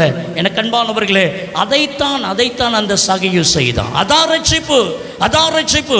இன்றைக்கு நம்முடைய வாழ்க்கையில் யாரிடத்துல ஆகிலும் அநியாயமா தவறுதலா ஏதோ ஒரு காரியம் ஒப்புரவாக வேண்டும். அல்லேலூயா, அல்லேலூயா. தேவனுடைய ராஜ்யத்தில் பிரவேசிக்கிறதற்கு, பரலோகத்தில் பிரவேசிக்கிறதற்கு இந்த கடன் கொடுத்த காரியம் ஒரு தடையா இருக்கக்கூடாது. அல்லேலூயா. ஆண்டவர் சொல்லுவார், இந்த ஞாபக புத்தகத்தை பார்த்துட்டு சொல்லுவார், நீ இத்தனாம் தேதி இத்தனை மணிக்கு இன்னார்ட்ட நீ இத்தனை 1000 வாங்கின, இவ்வளவு ரூபா வாங்கின, நீ கடன் கொடுக்காமலே நீ வந்துட்ட. அவங்க மன்னிச்சு விட்டுட்டாங்கன்னா தட்ஸ் ஆல். ஆனால் அவங்க மன்னிச்சு விடாத பட்சத்தில் நீங்கள் எவ்வளவு கடன் வாங்கியிருந்தாலும் அல்லது என் அன்பு பிள்ளைய கைமாத்தா வாங்கியிருந்தாலும் அவங்ககிட்ட கொடுத்துருங்க. அல்லேலூயா. தேவனுடைய ராஜ்யத்தில் பிரவேசிக்கிறதற்கு அது ஒரு தடையா இருக்கக்கூடாது. இந்த சின்ன காரியமே ஆண்டவருடைய பார்வையில் பெரிய காரியமாய் தோன்றுமானால், இன்னும் எத்தனை அநியாயம் நம்ம வாழ்க்கையில் செய்கிறோம், இன்னும் எத்தனை காரியங்களை துணிகரமாக செய்கிறோம், எத்தனை காரியத்தை ரகசியமாக செய்கிறோம். இன்னைக்கு ராத்திரியில் ரட்சிக்கப்படுவதற்கு உங்கள் வாழ்க்கையை அர்ப்பணம் செய்யுங்கள். ஆண்டவருடைய கரத்தில் ஒப்பு கொடுங்க. எனக்கு அன்பான கர்த்தருடைய பிள்ளைகளே, வேதத்தில் வாசிக்கிறோம் பாருங்க, எசேக்கியேலின் புஸ்தகம் 38வது அதிகாரம் அதில் 7வது வசனத்தில், நீ ஆயத்தப்படு, உன்னுடனே கூடின உன் எல்லா கூட்டத்தையும் ஆயத்தப்படுத்து. அல்லேலூயா. 2 காரியம். ஒரு காரியம், நம்ம ஆயத்தப்பட வேண்டும் அவருடைய வருகைக்கு என்று சொல்லி. என் அன்புக்குரிய தேவனை ரட்சிக்கப்பட வேண்டும், அந்த ரட்சிப்பின் நிச்சயத்தை நாம் பெற்றுக்கொண்டிருக்க வேண்டும். 2வது இன்னொரு காரியம், நம்ம மற்றவங்களையும் ஆத்தும ஆதாயம் செய்ய வேண்டும். அல்லேலூயா. தேவனுடைய ராஜ்யத்திலே போய் நிற்கும் போது வெறுங்கையா போய் நிற்கக்கூடாது, வெறுங்கையா போய் நிற்கக்கூடாது. என் அன்புக்குரிய சென்னையில் எனக்கு ஒரு அருமையான ஒரு குடும்பத்தாரை தெரியும். அவங்க பெரிய பணக்காரங்க, பெரிய செல்வந்தர். அவங்க ஒரு பெரிய ஃபேக்டரி ஒன்றை வைத்து நடத்தி கொண்டிருக்கிறாங்க. அதில் பார்த்தீங்கன்னு சொன்னால் என் அன்புக்குரியவர்களே 250 பேருக்கு மேலே வேலை பார்க்குறாங்க. ஆகையினால அந்த மக்களை எல்லாம் கூப்பிட்டு ஒரு சாட்டர்டே, மாதத்துக்கு ஒருக்கா ஒரு சாட்டர்டே என்ன மாதிரி ஒரு இவாஞ்சலிஸ்ட்டை கூப்பிட்டு, ஒரு ஊழியக்காரங்களை கூப்பிட்டு ஒரு ப்ரேயர் மீட்டிங் ஒன்று வைப்பாங்க. அந்த சாட்டர்டே அவங்களுக்கு ஒர்க்கிங் கிடையாது, அந்த ப்ரேயர் மீட்டிங் தான். அது கரெக்டாக ஒரு 10 மணிக்கு ஸ்டார்ட் பண்ணி ஒரு 12-12:30 முடிச்சிருவாங்க. அதுக்கப்புறம் அவங்களுக்கு ஒரு நல்ல சாப்பாடு, அத்தனை பேருக்கும் நல்ல பிரியாணியோ ஏதோ ஒரு நல்ல அருமையான சாப்பாடை கொடுத்து அவங்கள வீட்டுக்கு அனுப்பிடுவாங்க. அந்த சாட்டர்டே அவங்களுக்கு ஆஃப் டே. அதே மாதிரி பாதி நாள் இங்கே இருந்துட்டு மீதி பாதி நாள் வேலையே கிடையாது. அந்த சண்டே அவங்களுக்கு வேலை கிடையாது, அவங்க வீட்டுக்கு போயிடலாம். என் அன்பு பிள்ளை ஒரு நாள் அவர்கிட்ட நான் கேட்டேன், ஐயா நீங்கள் ஏன் இப்படி ஒரு காரியத்தை செய்கிறீங்க? நான் எங்கேயுமே இந்த மாதிரி காரியத்தை பார்க்கலையே அப்படி சொன்னபோது அந்த அருமையான தொழில் அதிபர் அவர் சொல்லும்போது சொன்னார், பிரதர் நாங்கள் முதல்ல 5 பேரை வைத்து தான் இந்த பிஸ்னஸை நாங்கள் ஆரம்பித்தோம். இந்த தொழில் நாங்கள் ஆரம்பித்து பண்ணுகிற போது அந்த 5 பேருக்காக வேண்டி ஒரு ஊழியக்காரரை கூப்பிட்டு இதே போல் சாட்டர்டே தோறும் அந்த மாதத்தில் ஒரு சாட்டர்டே இதே போல் ஒரு ப்ரேயர் மீட்டிங்கை வைத்து இந்த மாதிரி சாப்பாடை கொடுத்து அனுப்பி வைப்போம். கர்த்தர் ஆசீர்வதித்தார். அப்புறம் 10 பேர் வந்தாங்க வேலைக்கு, 50 பேர் வந்தாங்க, 100 பேர் வந்தாங்க. இன்றைக்கு 300-350 பேர் எங்களுடைய கம்பெனியில் ஒர்க் பண்ணுறாங்க. ஆண்டவரை தேட தேட ஆண்டவர் எங்களை ஆசீர்வதிக்கிறார். இதில் இருக்கிறதுல முக்காவாசியில் 100க்கு 100 எல்லாம் ஹிந்து பீப்புள் தான். ஒருவேளை ஆண்டவரை அறியாதவங்க தான், புறஜாதி ஜனங்கள் தான். ஆனால் ஒவ்வொருத்தரும் அவ்வளவு அருமையாக ப்ரேயர் பண்ணுவாங்க, அவ்வளவு அருமையாக பைபிள் வாசிப்பாங்க. அவங்களுக்கு நல்ல பைபிளை நாங்கள் கொடுக்குறோம். நல்ல ப்ரேயர் பண்ணுறதுக்கு அவங்க குடும்பத்தின் காரியத்துக்காக அவங்க சொல்லும்போது அவங்களுக்காக நாங்கள் ஜெபிக்கிறோம். ஒருவருக்காக ஒருவர் ஜெபிக்கிறாங்க. இன்னைக்கு நல்ல ஜெபிக்கக்கூடிய பிள்ளைங்களா இவங்கெல்லாம் இருக்கிறாங்கன்னு சொல்லி அந்த ஐயா பெருமிதத்தோடு கூட சொன்னாங்க. இன்னைக்கு ஆண்டவர் உங்களை நம்பி ஒரு தொழில் தந்திருப்பார் என்று சொன்னா, உங்க கையில் ஒரு 5 பேரை தந்திருப்பார் என்று சொன்னா, அவங்களுக்கு நீங்க ஆண்டவரை அறிவிக்கலாமே, ஆண்டவரை அறிவிக்கலாமே. நீங்க ஆண்டவரை குறித்து சொல்றதுக்கு வெட்கப்படுறீங்களா? என் அன்புக்குரிய தேவப்பிள்ளையே, நீ ஆண்டவருக்காக ஒரு சின்ன காரியத்தை செய்யுங்க, உங்களால முடியாத பெரிய காரியத்தை கர்த்தர் செய்வார். ஆமென் சொல்லுங்க, ஆமென் சொல்லுங்க. இந்த கடைசி நாட்கள்ல, ஆண்டவருடைய வருகையின் நாட்கள்ல என் அன்பு பிள்ளையே வெறுங்கையா போகக்கூடாது, வெறுங்கையா போகக்கூடாது. இன்னைக்கு ஒரு காரியத்தை தெரிஞ்சுக்கோங்க, ஆத்துமாவை ஆதாயம் செய்கிறவன் ஞானவான். என் அன்புக்குரிய தேவனுடைய பிள்ளையே, ஆண்டவர் நமக்கு ஒரு சந்தர்ப்பத்தை தருவாரு. அந்த சந்தர்ப்பம் மறுபடி வராது. நான் ஆண்டவருடைய கிருபையினால ஊழியத்தின் பாதையில் பஸ்ஸில் பிரயாணப்படுறேன், ட்ரெயினில் பிரயாணப்படுறேன். ஆண்டவருடைய கிருபையினால் ஃப்ளைட்டில் நான் சில இடங்களுக்கு ஊழியங்களுக்கு அழைக்கிற இடங்களுக்கு நான் போகிறேன். ஆண்டவருடைய கிருபையினால் நான் ஜெபம் பண்ணிகிட்டே போவேன். பஸ்ஸில் போனாலும் சரி, ஃப்ளைட்டில் போனாலும் சரி, ட்ரெயினில் போனாலும் சரி, ஆண்டவரே நான் இன்றைக்கி எப்படியாகிலும் உங்களை குறித்து நான் சொல்லிடணும் ஆண்டவரே, ஏதாகிலும் ஒருத்தருக்காகிலும் சொல்லிடணும் ஆண்டவரே. நீங்கள் என்ன நினச்சிட்டாலும் சரிதான். பிரியமானவர்களே, நான் பஸ்ஸில் ஏறி இறங்குறதுக்குள்ளே, ட்ரெயினில் ஏறி இறங்குறதுக்குள்ளே, ஃப்ளைட்டில் ஏறி இறங்குறதுக்குள்ள என் பக்கத்தில் இருக்கிறவங்களுக்காகிலும் ஆண்டவரை குறித்து நான் சொல்லிடுவேன். அல்லேலூயா. அந்த சந்தர்ப்பத்தை பார்த்துக்கிட்டே இருப்பேன். எனக்கு ஒரு நல்ல சந்தர்ப்பம், என் ஆக்சிடென்ட் சாட்சியே பெரிய சாட்சி. என் கால் சாக்ஸை கலட்டி இயேசு எனக்கு அற்புதம் செய்திருக்கிறார், என் வாழ்க்கையில் அற்புதம் செய்திருக்கிறார் என்று சொல்லி என்னுடைய கால் சாக்ஸை கலட்டி என் காலையும் காமிச்சு மரிக்கும் தருவாயில் கடந்த எனக்கு ஆண்டவர் ஜீவனை கொடுத்திருக்கிறார். அவருடைய ஊழியத்தை நான் செய்கிறேன். இந்த மாதிரி போயிட்டு இருக்கிறேன். தைரியமா சொல்லுவேன். என் அன்புக்குரிய தேவனுடைய பிள்ளையே, இன்றைக்கும் கர்த்தர் உங்களுக்கு எத்தனையோ அற்புதங்களை செய்திருக்கிறார், எத்தனையோ நன்மைகளை செய்திருக்கிறார். ஆண்டவரை குறித்து சொல்ல வைக்கப்படாதீங்க. அதுக்கு தான் போதகர் இருக்கிறாங்களே, அதுக்கு தான் சுவிசேஷகர் நீங்க இருக்கிறீங்களே, நான் என்ன செய்வேன் அப்படி சொல்லாதீங்க. பைபிள் சொல்லுகிறது, அவருடைய புண்ணியத்தை அறிவிக்கும்படிக்கு தெரிந்து கொள்ளப்பட்ட சந்ததி நீங்க தான். அல்லேலூயா, அல்லேலூயா.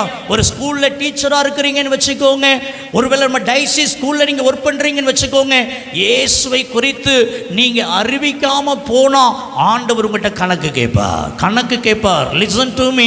என் அன்பு தேவனுடைய பிள்ளைய, வேலை இல்லாம வீட்டில் இருக்கும்போது நம்ம எத்தனை பொருத்தனை பண்ணி ஜெபம் பண்ணியிருப்போம். கர்த்தர் எனக்கு ஒரு நல்ல வேலையை கொடுத்தா ஆண்டவருடைய ஊழியத்தை செய்வேன், இயேசுவை பற்றி மற்றவங்களுக்கெல்லாம் சொல்லுவேன், எத்தனை காரியத்தை நம்ம சொல்லி இருப்போம். ஆனா இன்னைக்கு ஆண்டவரை குறித்து சொல்றதுக்கு நம்ம வெட்கப்பட்டுட்டு போய் இருக்கிறோம். என் அன்புக்குரிய தேவனுடைய பிள்ளையே, நான் பாருங்க 10th படிக்கிற நாட்களில் அப்துல் ஹக்கீம் என்று சொல்லி எனக்கு ஒரு அருமையான ஒரு நண்பன் உண்டு.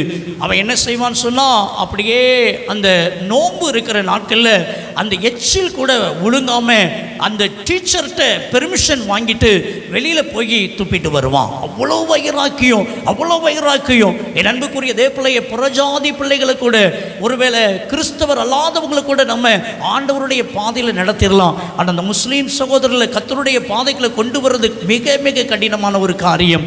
நான் ஒரு நாள் அவனை கட்டாயப்படுத்தினதே கிடையாது. ஆனால் இயேசுவை பற்றி அவனுக்கு சொல்லிக்கிட்டே இருப்பேன். இயேசு உன்னை நேசிக்கிறார் அப்துல் ஹக்கீம் என்று சொல்லுவேன். அவங்க அப்பா அம்மா இல்லாமல் அவங்க ரிலேஷன் வீட்டில் தான் அவன் படித்தான். நிறைய கஷ்டங்கள் குடும்பத்தில். அவன் வாழ்க்கையில் கண்ணீர் வடிப்பான். எங்கள் அப்பா அப்படி இறந்து போயிட்டாங்க, அம்மா அப்படி இறந்துட்டாங்க, எங்கள் அக்கா அப்படி இறந்து போயிட்டாங்க, நான் மட்டும்தான் இருக்கிறேன், எங்கள் ரிலேஷன் வீட்டில் இருக்கிறேன், நான் ரொம்ப கஷ்டப்படுறேன். அவன் அழுவான் அப்படியே. அப்போ நான் ஒரே ஒரு வார்த்தை, இயேசு உனக்கு துணையாக இருக்கிறார், இயேசு உனக்கு கிருபையாக இருப்பார். நீ ஐயோ படிக்கலை, கண்ணீர் வடிப்பான், எவ்வளோ கஷ்டப்படுறேன் தெரியுமா ராபர்ட், எனக்கு மண்டையில் ஏறவே மாட்டேங்க சொல்லுவான். நான் சொல்லுவேன், ஏசப்பா எனக்கு ஞானம் தாங்கன்னு கேளு, ஏசப்பா உனக்கு ஞானம் தருவார். இந்த தடவை நீ 2 பாடம் ஃபெயில் ஆகிட்ட, அடுத்த தடவை நீ ஃபெயிலே ஆக மாட்ட, அந்த சப்ஜெக்டில் நல்ல மார்க் தருவார். அதே போல் ஏசப்பான்னு சொல்லி அவன் ஜெபம் பண்ணுவான், நல்ல மார்க் எடுத்துருவான். இயேசுவை ஏற்றுக்கொண்டான். அல்லேலூயா. என் அன்புக்குரிய தேவனுடைய பிள்ளையை, நான் 10th படிக்கும்போது முருகன் என்று சொல்லி ஒரு அருமையான நண்பன், அவங்க அப்பா வந்து ஒரு போலீஸ் ஏட்டாக இருந்தாங்க. அவருக்கு நிறைய வியாதியை காட்டிலும் குட்டி, எப்போ பார்த்தாலும் குடிச்சிட்டு அவங்க அம்மாவை வந்து அடிக்கிறது வைக்கிறது, குடும்பத்தில் சமாதானமே கிடையாது. ஒரு நாள் இந்த குடி போதை நிமித்தமாக, வியாதி பலவீனத்தை நிமித்தமாக படுத்த படுக்கையாக மாறிட்டாங்க. அவன் வந்து அழுதுகிட்டு சொன்னான், எங்கள் அப்பா இறந்து போயிடுவாங்க போல தெரியுது, எங்கள் அப்பா இறந்துட்டாங்கன்னா இந்த உலகத்தில் ஒன்றுமே கிடையாது, நாங்களும் சத்துற வேண்டியது தான். அப்போ நான் அந்த முருகனுக்கு சொன்னேன், ஏசப்பாவை நோக்கி கூப்பிடு, ஏசப்பாட்ட சொல்லு, ஏசப்பா எனக்காக வேண்டி எங்கள் அப்பாவை தாங்க, இந்த ஒரு வார்த்தையை சொல்லு, ஏசப்பா எனக்காக வேண்டி எங்கள் அப்பா உயிர் பிச்சை தாங்கன்னு சொல்லி. உங்கள் அப்பா நல்லா குடிச்சிட்டு பலவீனத்தில் தூங்கிட்டு இருந்தா கூட அவரை தொற்றாத, அவருடைய தலைமாட்டில் போய் முழங்கால் படிக்கிட்டு அவருக்கு நேராக கையை நீட்டி ஏசப்பான்னு சொல்லி கூப்பிடு, ஏசு உதவி செய்வார். அவங்க அப்பா குடிச்சிட்டு உடம்புலாம் சரியில்லாமல் டாக்டர்லாம் முடியாதுன்ட்டாங்க. ஆனால் குடியை விடலை, அப்படியே படுத்து கிடக்கிறார். ஒரு நாள் ராத்திரி 11:30 மணிக்கு இந்த முருகன் என் நண்பன் அவங்க அப்பாவுக்கு நேராக அப்படியே தலைக்கு நேராக கையை நீட்டிட்டு அப்படியே ஜெபம் பண்ணிகிட்டே இருக்கிறான். ஒரு 1/4 மணி நேரத்துக்கு மேலே அவன் ஜெபம் பண்ணுறான். ஜெபம் பண்ணிட்டு, எனக்கு எங்கள் அப்பா வேணும், எங்கள் அப்பாவை நீங்கள் எப்படியாவது தொடுங்க, ராபர்ட் சொன்ன அந்த இயேசுவே எப்படியாவது நீங்கள் தொடுங்கன்னு சொல்லி அவன் ஜெபம் பண்ணிட்டு அவன் டயர்டாகி போய் தூங்கிட்டான். நடந்த காரியம், காலையில் ஒரு 5 மணிக்கு போல் அவங்க அப்பா ஃப்ரெஷ்ஷாக எழும்புறாங்க. இவன்கிட்ட சொல்கிறாங்க, அவங்க ஒய்ஃப்கிட்ட சொல்கிறாங்க, நான் நேற்று நல்லா தூங்கிட்டு இருக்கும்போது ஒரு ஒளியை கண்டேன், அதில் இயேசு பெருமானை நான் பார்த்தேன், அவர் வந்து என் கையை பிடிச்சி அப்படி தூக்கி விட்டார். எனக்கு இப்போ நல்லா இருக்குது, நான் இப்போ நல்லா இருக்கிறேன், நல்லா ஹெல்த்தியாக இருக்கிறேன், எனக்கு அந்த குடிக்கிற எண்ணெல்லாம் இல்லை. என் அன்பு பிள்ளையை, ராத்திரி வரைக்கும் குடிச்சிட்டு கிடந்த மனுஷன், என் அன்புக்குரிய தேவ பிள்ளையை, டாக்டர்கிட்ட போனாங்க, அவருடைய சிக்னஸை குறித்தெல்லாம் கேட்டாங்க, ஒரு பிரச்சனை இல்லைன்னு சொல்லிட்டாங்க. என் அன்பு தேவ பிள்ளையே, காவடி எடுக்கிற ஒரு குடும்பங்க, கணவன் மனைவி பிள்ளை, ஒரே பையன்தான், 3 பேர் ஆண்டவரை ஏற்றுக்கிட்டாங்க. அல்லேலூயா. என் அன்புக்குரிய தேவனுடைய பிள்ளையே, நம்ம கடமை இயேசுவை குறித்து சொல்ல வேண்டியது நம்ம கடமை, கிரியை செய்கிறது கர்த்தருடைய கரம். அல்லேலூயா, அல்லேலூயா. நான் எங்க ஊழியத்துக்கு போனாலும், பிரசங்கம் பண்ணாலும் சரி, ஜெபம் பண்ணாலும் சரி, நான் ஒன்னே ஒன்று தான் ஆண்டவரை சொல்லுவேன், ஆண்டவரே என் கடமையை செய்துட்டேன், மற்றது உங்க இஷ்டம். ஆண்டவரே என்ன நீங்க கூட்டிங்க சேலம் கோட்டை சர்ச்சுக்கு, இந்த கிரைஸ்ட் சர்ச்சுக்கு, நான் பிரசங்கம் பண்ணிட்டேன், நான் மக்களுக்கு ஜெபம் பண்ணிட்டேன், கிரியை செய்யறது என் கையில் என்ன இருக்குது, நான் ஜீரோ, நீங்க பார்த்துக்கிடுங்க ஏசப்பா, நீங்க பொறுப்படுத்திடுங்க ஏசப்பா. என் அன்பு பிள்ளை, அதை செய்யுங்க, ஆத்துமாக்களை ஆதாயம் செய்யுங்க, பரலோக ராஜ்யம் போறது பெரிதல்ல. என் அன்பு பிள்ளையே, ஆத்துமாக்களை ஆதாயம் செய்தவங்களா நம்ம போகணும். கடை வச்சிருக்கிறீங்களா, உங்களை தேடி வருகிற ஒருவேளை சில மக்கள் உங்களை நேசிக்கிறவங்க இருப்பாங்க, தைரியமா சொல்லுங்க, ஏசப்பா பற்றி சொல்லுங்க. கவலைப்படாத மகளே, ஏசப்பா உனக்கு உதவி.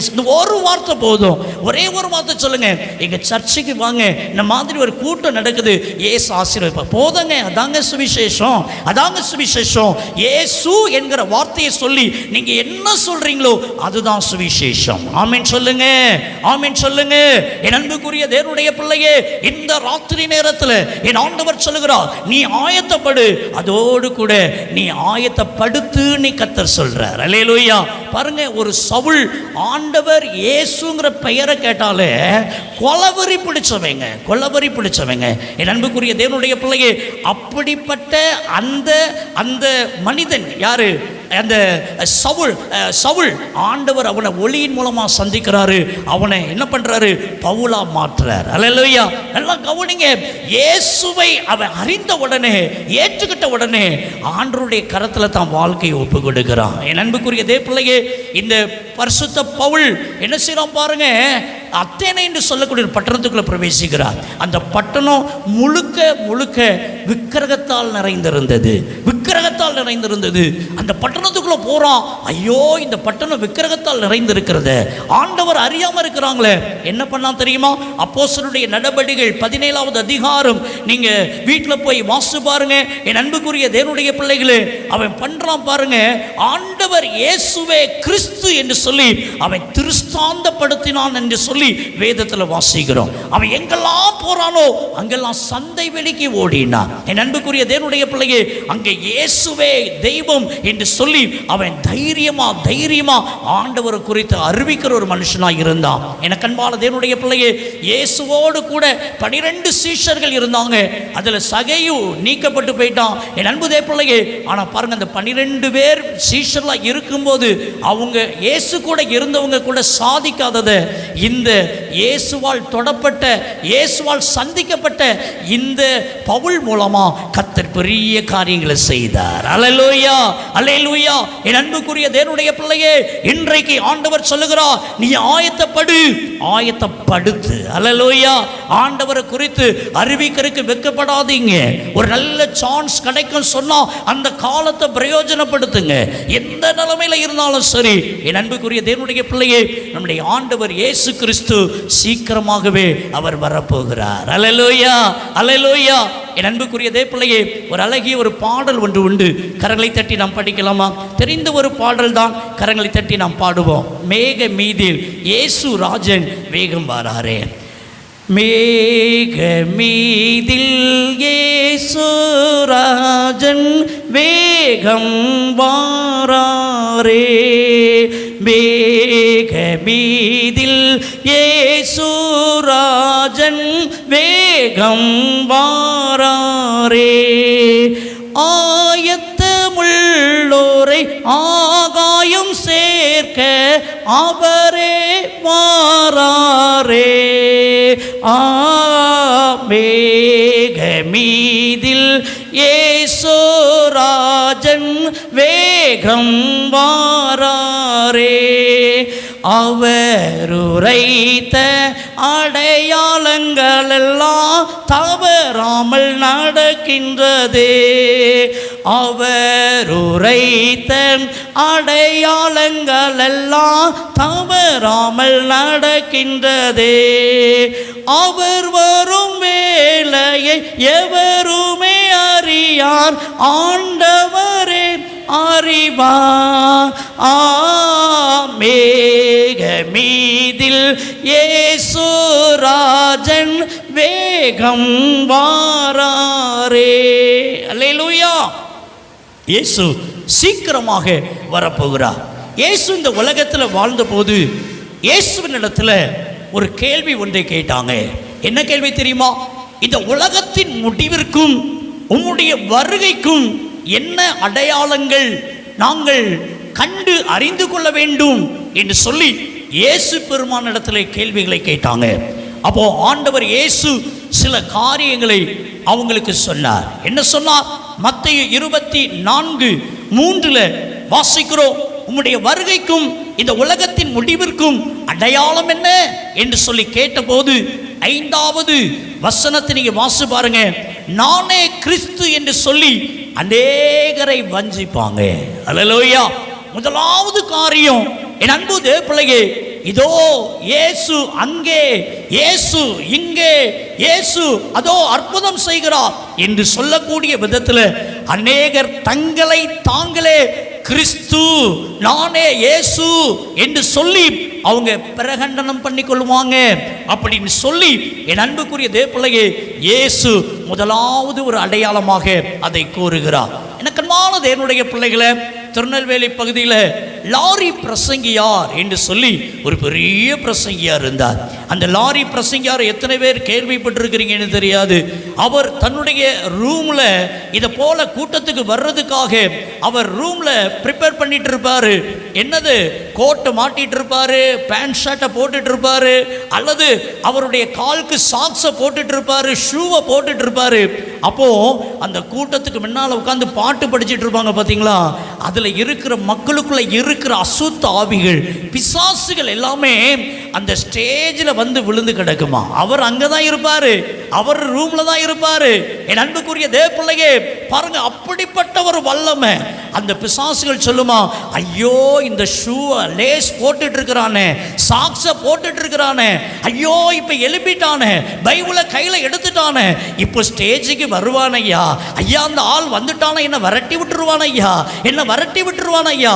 பிசாசுகள் அலறுமா அலறுமா. என் அன்புக்குரிய தேவனுடைய பிள்ளைகளே, எண்ணற்ற பெரிய பெரிய ஊழியக்காரங்க நம்முடைய தமிழ்நாட்டில் தலை சிறந்த ஊழியக்காரங்க சொல்லக்கூடியவங்க கூட அவர் மூலமாக ரட்சிக்கப்பட்டவங்கன்னு சொல்லி சொல்றாங்க.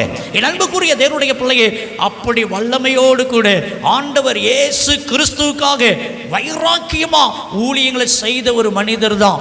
ஆனால் அவர் ஒரு காலகட்டத்தில் என்ன பண்ணிட்டாரு, ஒரு விக்கிரக கோயிலில் ஏதோ ஒரு பணமோ அல்லது சம்திங் ஏதோ ஒன்று இருக்குது, ஒரு பெரிய பொக்கிஷம் இருக்குன்னு சொல்லி அறிந்து அதை எடுக்கிறதுக்கு, அதை அவர் உடைமையாக்கி கொள்வதற்கு ஒரு காரியத்தை செய்துட்டார். என்ன செய்தார் தெரியுமா?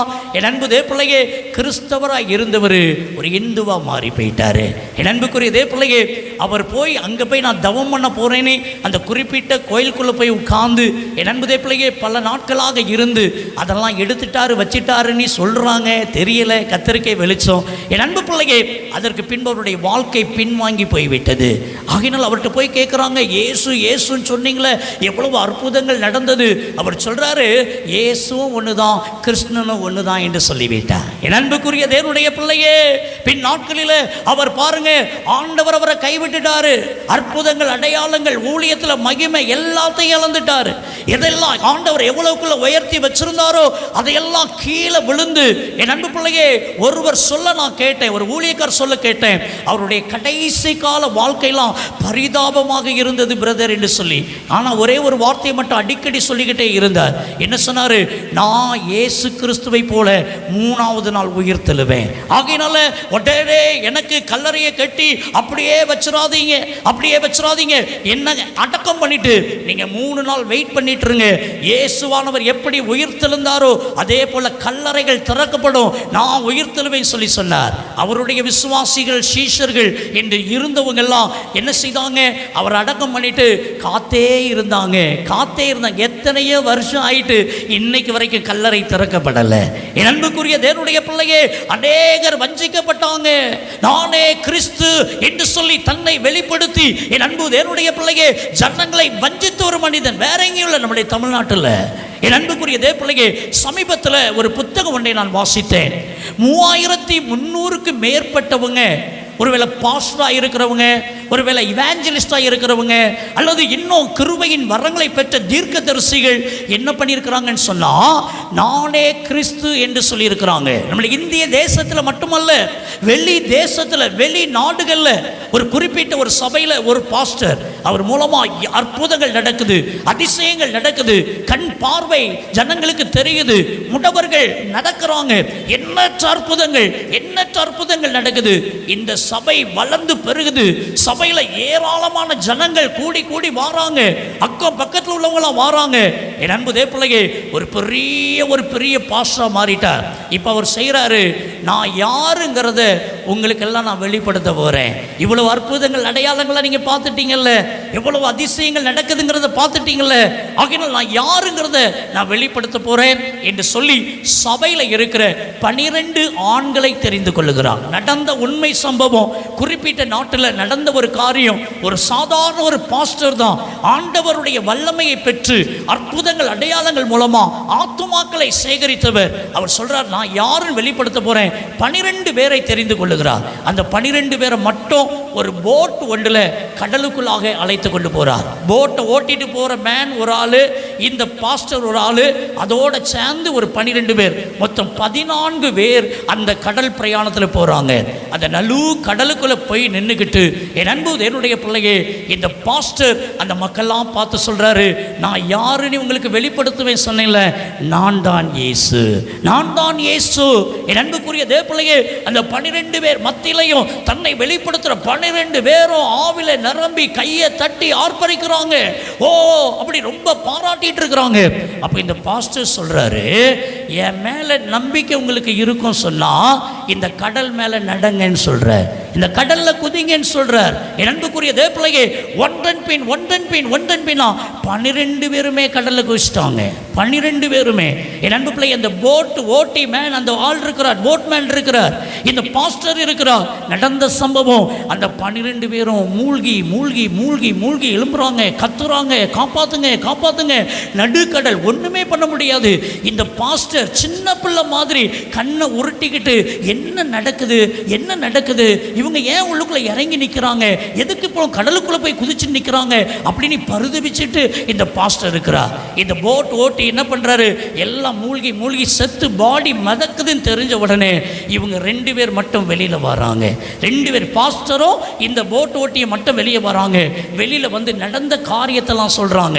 இவர் இப்படிலாம் சொன்னாரு, அப்படியெல்லாம் அவங்க செய்தாங்க. 12 பேரும் செத்து போயிட்டாங்க, தண்ணீர்ல மூழ்கி செத்துட்டாங்க. நானும் பாஸ்டரும் மட்டும்தான் உயிரோட தப்புனோம். நாங்க வெளியே வந்திருக்கிறோம். காவல்துறை அதிகாரிகள், என் அன்பு தேவப்பிள்ளையே, அவரை கைது பண்ணாங்க, கொண்டு போய் சிறைச்சாலையில் அடைச்சிட்டாங்க. நடந்த உண்மை சம்பவம். என் அன்பு தேவப்பிள்ளையே, ஆண்டவர் இயேசு உயிரோடு கூட இருக்கும்போது தன்னுடைய வருகையை குறித்து அடையாளமாக சொன்ன ஒரு காரியம், நானே கிறிஸ்து என்று சொல்லி அநேகரை வஞ்சிப்பாங்க, அநேகரை வஞ்சிப்பாங்க. அடுத்த ஒரு காரியம் என்ன, 6வது வசனம் சொல்லுகிறது, யுத்தங்கள் உண்டாகும். அல்லேலூயா. யுத்தத்தின் செய்தியை நீங்க கேட்பீங்க. இன்றைக்கு நீங்க எங்க பார்த்தாலும் யுத்தம் தான். நம்முடைய பார்த்தீங்கன்னு சொன்னால் இந்தியாவுக்கும் பாகிஸ்தானுக்கும் பிரச்சனைகள் இருந்துக்கிட்டே தான் இருக்கிறது. என் அன்புக்குரிய தேவனுடைய பிள்ளைகளே, யுத்தத்தின் செய்தி நம்ம கேட்டுகிட்டே இருக்கிறோம். இஸ்ரேல் ஈரான் பிரச்சனைகள் இருந்துக்கிட்டே இருக்கிறது. என் அன்புக்குரிய தேவ பிள்ளைகளே, ரஷ்யா உக்ரைன் பிரச்சனைகள் இருந்துகிட்டே இருக்குது. இன்றைக்கு அநேக இடத்துல யுத்தத்தின் செய்தி நம்ம கேட்குறோம். பாருங்க, ஜாதிக்கு ஜாதி இன்னைக்கு யுத்தத்தின் செய்தியை பார்க்குறோம். ஐயா, ஜாதி வரி பிடித்து வாழ்கிற ஜனங்கள் இன்னைக்கு அதிகமாக இருக்கிறாங்க. திடீரென்று சொல்லி கலவரம் வருது, திடீரென்று சொல்லி பிரச்சனைகள் வருது. என் அன்புக்குரிய தேவப்பிள்ளையே, காரணம் என்ன என்று சொன்னா பார்த்தீங்கன்னா, ஒரு ஜாதி வெறியினால இன்னைக்கு ஜனங்களுக்குள்ள மதவெறி இருக்குங்க, மதவெறி இருக்குங்க. ஒரு குறிப்பிட்ட ஒரு நாளில் நான் ஒரு யூடியூப் கிளிப்பை பார்த்தேன். நான் பாருங்க, ஒரு பாஸ்டர் ஆண்டருடைய ஊழியத்தை செய்கிறார் குறிப்பிட்ட மாநிலத்தில், இந்தியாவில். அவர் வந்து ஊழியம் செய்கிறாரு அப்படிங்கிறதுக்காக வேண்டி அவரை நிர்வாணப்படுத்தி அவரை சித்திரவதை பண்ணி அடிக்கிறாங்க. பிள்ளையும் மனைவியும் அல்றாங்க, எங்க அப்பாவை விட்டுருங்க, எங்க அப்பாவை விட்டுருங்கன்னு சொல்லி என்ன செய்தாங்க தெரியுமா? அந்த பாஸ்டரமாவை நிர்வாணப்படுத்தி, என் அன்பு பிள்ளையை, இந்த பாஸ்டரை கணவரை நீ தூக்கிட்டு வான்னு சொல்லி என் அன்பு பிள்ளையை கட்டாயப்படுத்துறாங்க. எத்தனை பேர் அதை நீங்க பார்த்துருப்பீங்க? என் அன்புக்குரிய தேவப்பிள்ளையே, மனுஷன் மிருகமா மாறிட்டான்.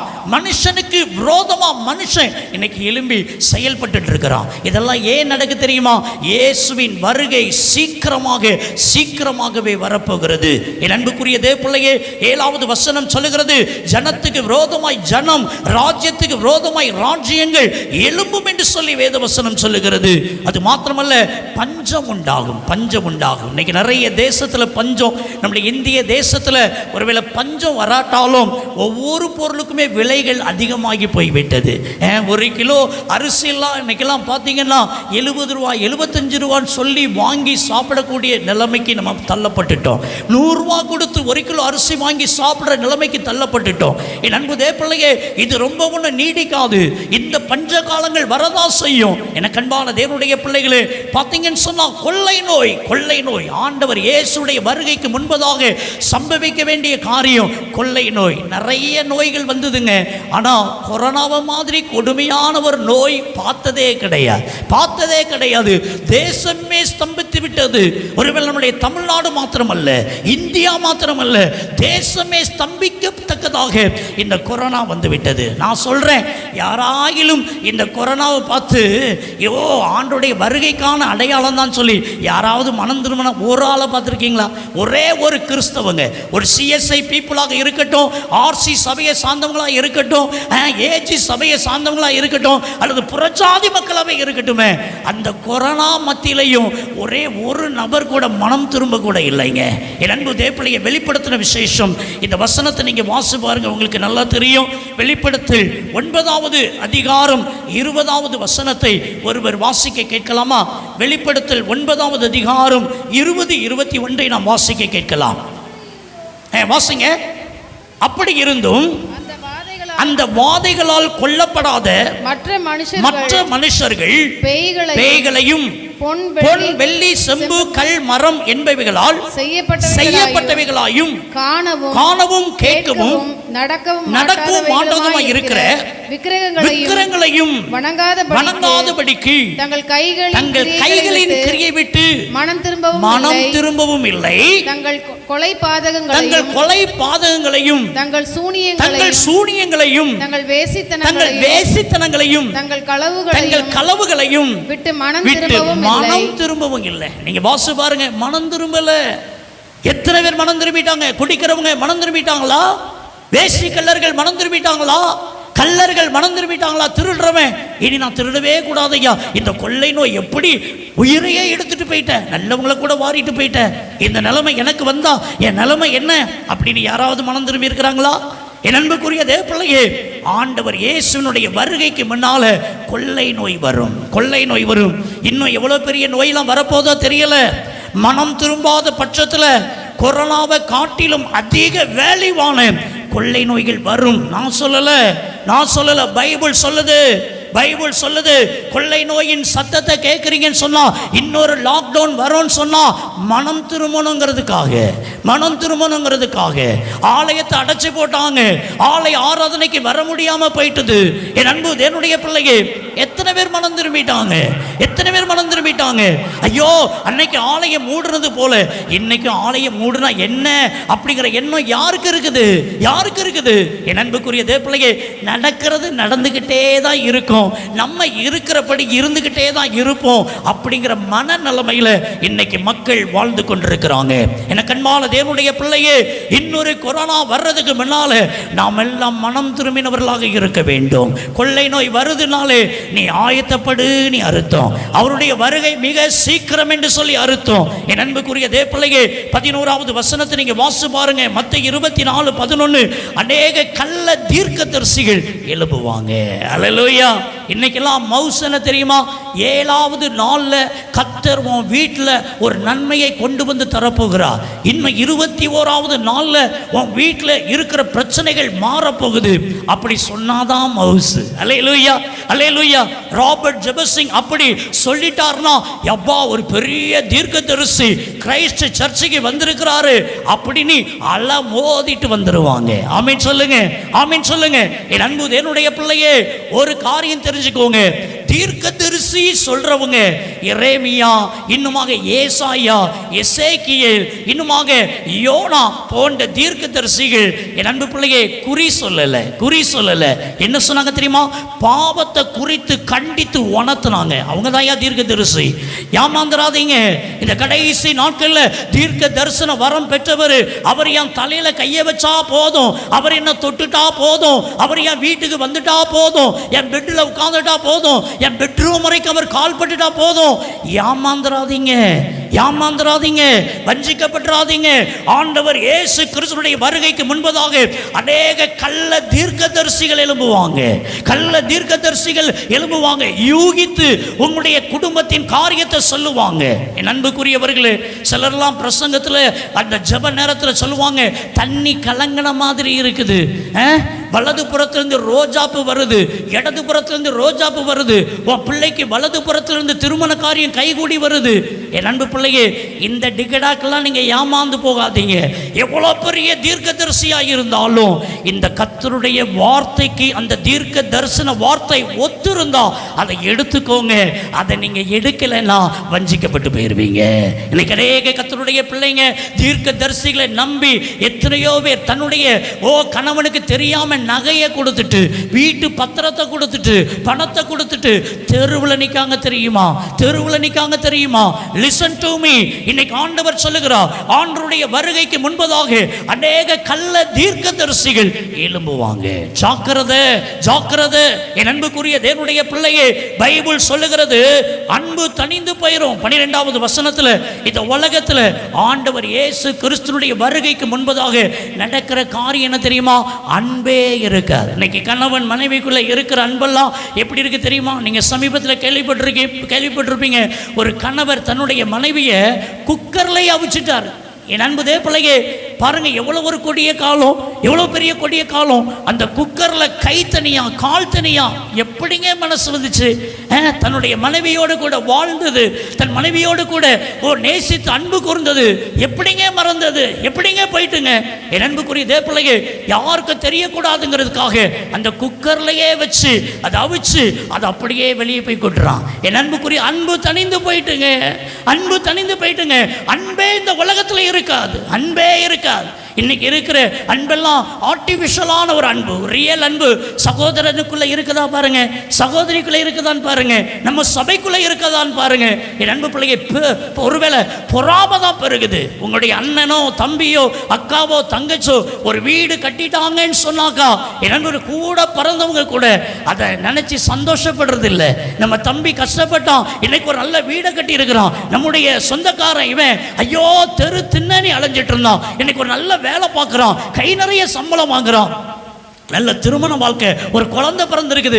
யாருங்க சந்தோஷப்படுறா? இவன் நல்லா இருக்கான் பாரு, ஒன்றும் இல்லாமல் கிடந்தான், தெரு திண்ணனி பிச்சை வாங்கிட்டு அலைஞ்சான், இன்னைக்கு பாரு கொடி கட்டி பறக்கிறான். பொறாமைங்க, அன்பே இல்லை. சொந்த சகோதரன் அண்ணன் தம்பி பாருங்க, அப்பா அம்மா சேர்த்து வச்ச அந்த ஒரடி நிலத்துக்காக வேண்டி அண்ணனும் இல்லை தம்பியும் இல்லை நீ போயிடுறாங்க. அப்பா அம்மா செய்த பாவனை தெரியுமா? பிள்ளைக்கு நீ சேர்த்து வச்சது தான், பிள்ளைக்கு நீ சேர்த்து வச்சது தான். நம்ம பிள்ளைகளுக்கு நம்ம என்னத்தை சேர்த்து வைக்கிறோமோ புண்ணியத்தை நம்ம சேர்த்து வச்சுட்டு போகணும். ஆமென் சொல்லுங்க, ஆமென் சொல்லுங்க. என் அன்புக்குரிய தேவனுடைய பிள்ளையே, இன்றைக்கு ஆண்டவருடைய வார்த்தை சொல்லுது, ஆண்டவர் இயேசுவின் வருகைக்கு முன்பதாக அன்பு தணிந்து போயிருங்க, அன்பே இருக்காது. அது மாத்திரம் இல்ல, பைபிள் சொல்லுது பாருங்க 14வது வசனத்துல, ராஜ்யத்தின் இந்த சுவிசேஷம் சகல ஜனங்களுக்கும் அறிவிக்கப்படும் போது இயேசு வருவார். அல்லேலூயா, அல்லேலூயா. என் அன்புக்குரிய தேவனுடைய பிள்ளையே, நல்லா கவனிங்க. இந்த சுவிசேஷம் அகில உலகத்திற்கும் அறிவிக்கப்படும் போதுதான் இயேசு வருவார். அல்லேலூயா. அந்த வேலையை தான் இன்னைக்கு மிஷனரிமார்கள் செய்து கொண்டிருக்கிறாங்க.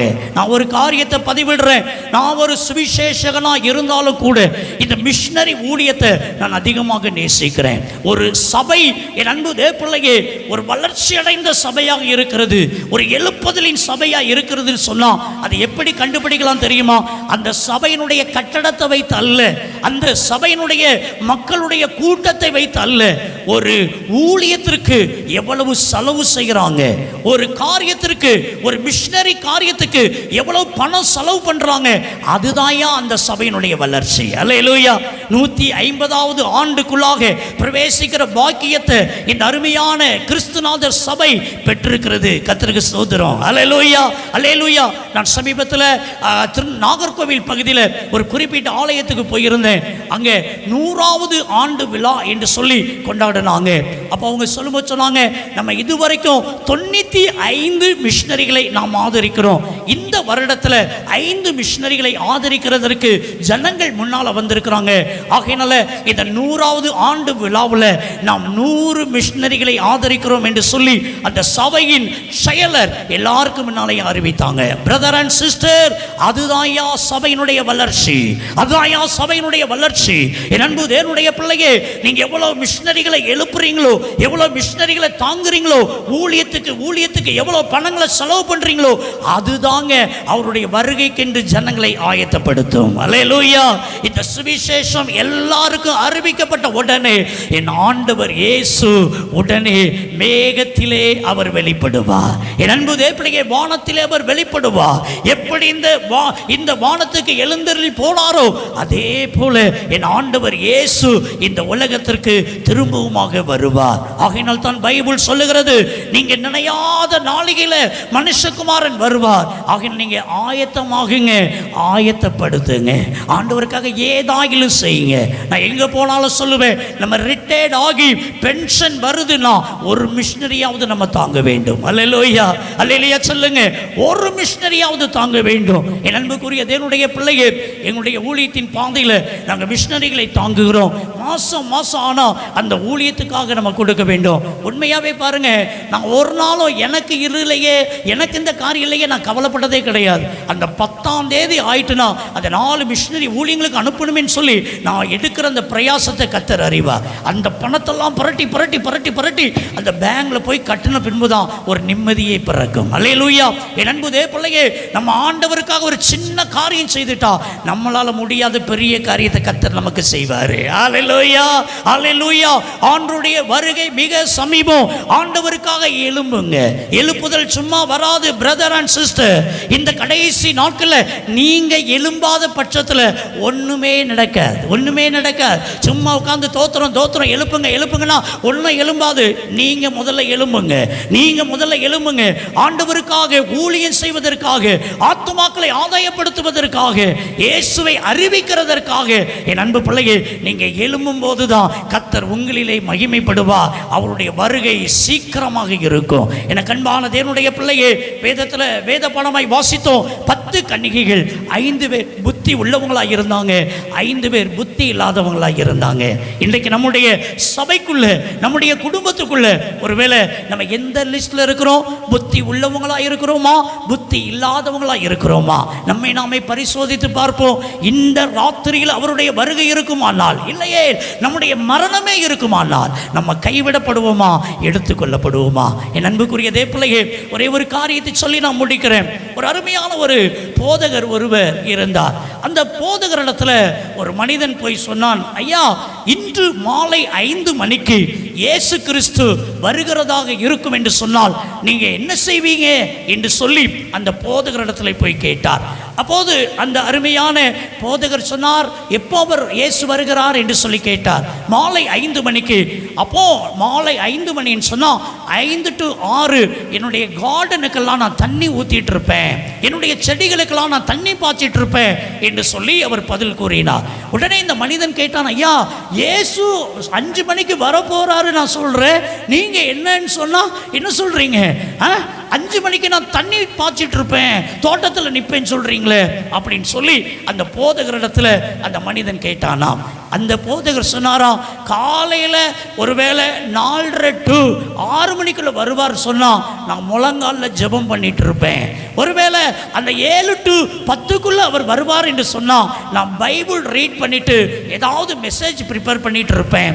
ஒருவேளை 11ல இருந்து இந்த டைமுக்கு வந்தா இந்த காரியம் செய்துட்டு இருப்பேன், 2 மணில இருந்து இதுவரைக்கும் வந்தா இந்த காரியம் செய்துட்டு இருப்பேன், மாலை 5 மணிக்குனா நான் கண்டிப்பா தண்ணி பாய்ச்சிட்டு தான் இருப்பேன் என்று சொல்லி அவர் கூறினாராம். என் அன்பு பிள்ளையே, இந்த மனிதன் மீண்டும் கேட்டான், ஐயா, என்னையா சொல்றீங்க? 5 மணிக்கு ஜீசஸ் வர்றாருன்னா நீங்க ஆயத்தமா இருக்க வேண்டாமா என்று சொல்லி கேட்டார். அப்ப அந்த போதகர் கூறினார், நான் எப்பொழுதுமே ஆயத்தமாகவே இருக்கிறேன். அல்லேலூயா. இயேசு இந்த ஷாப்பொழுதுல வந்தாலும் நான் எடுத்துக்கொள்ளப்படுவேன் என்ற நிச்சயத்தோடு கூட நான் வாழ்றேன். நான் அதுக்காக இன்னும் உட்கார்ந்து ப்ரிப்பேர் பண்ணிட்டு இருக்கணும் தேவையில்லை, நான் இன்னும் ஆயத்தமாகணும் தேவையில்லை. நான் என்னுடைய வேலையை நான் செய்துட்டே இருப்பேன்.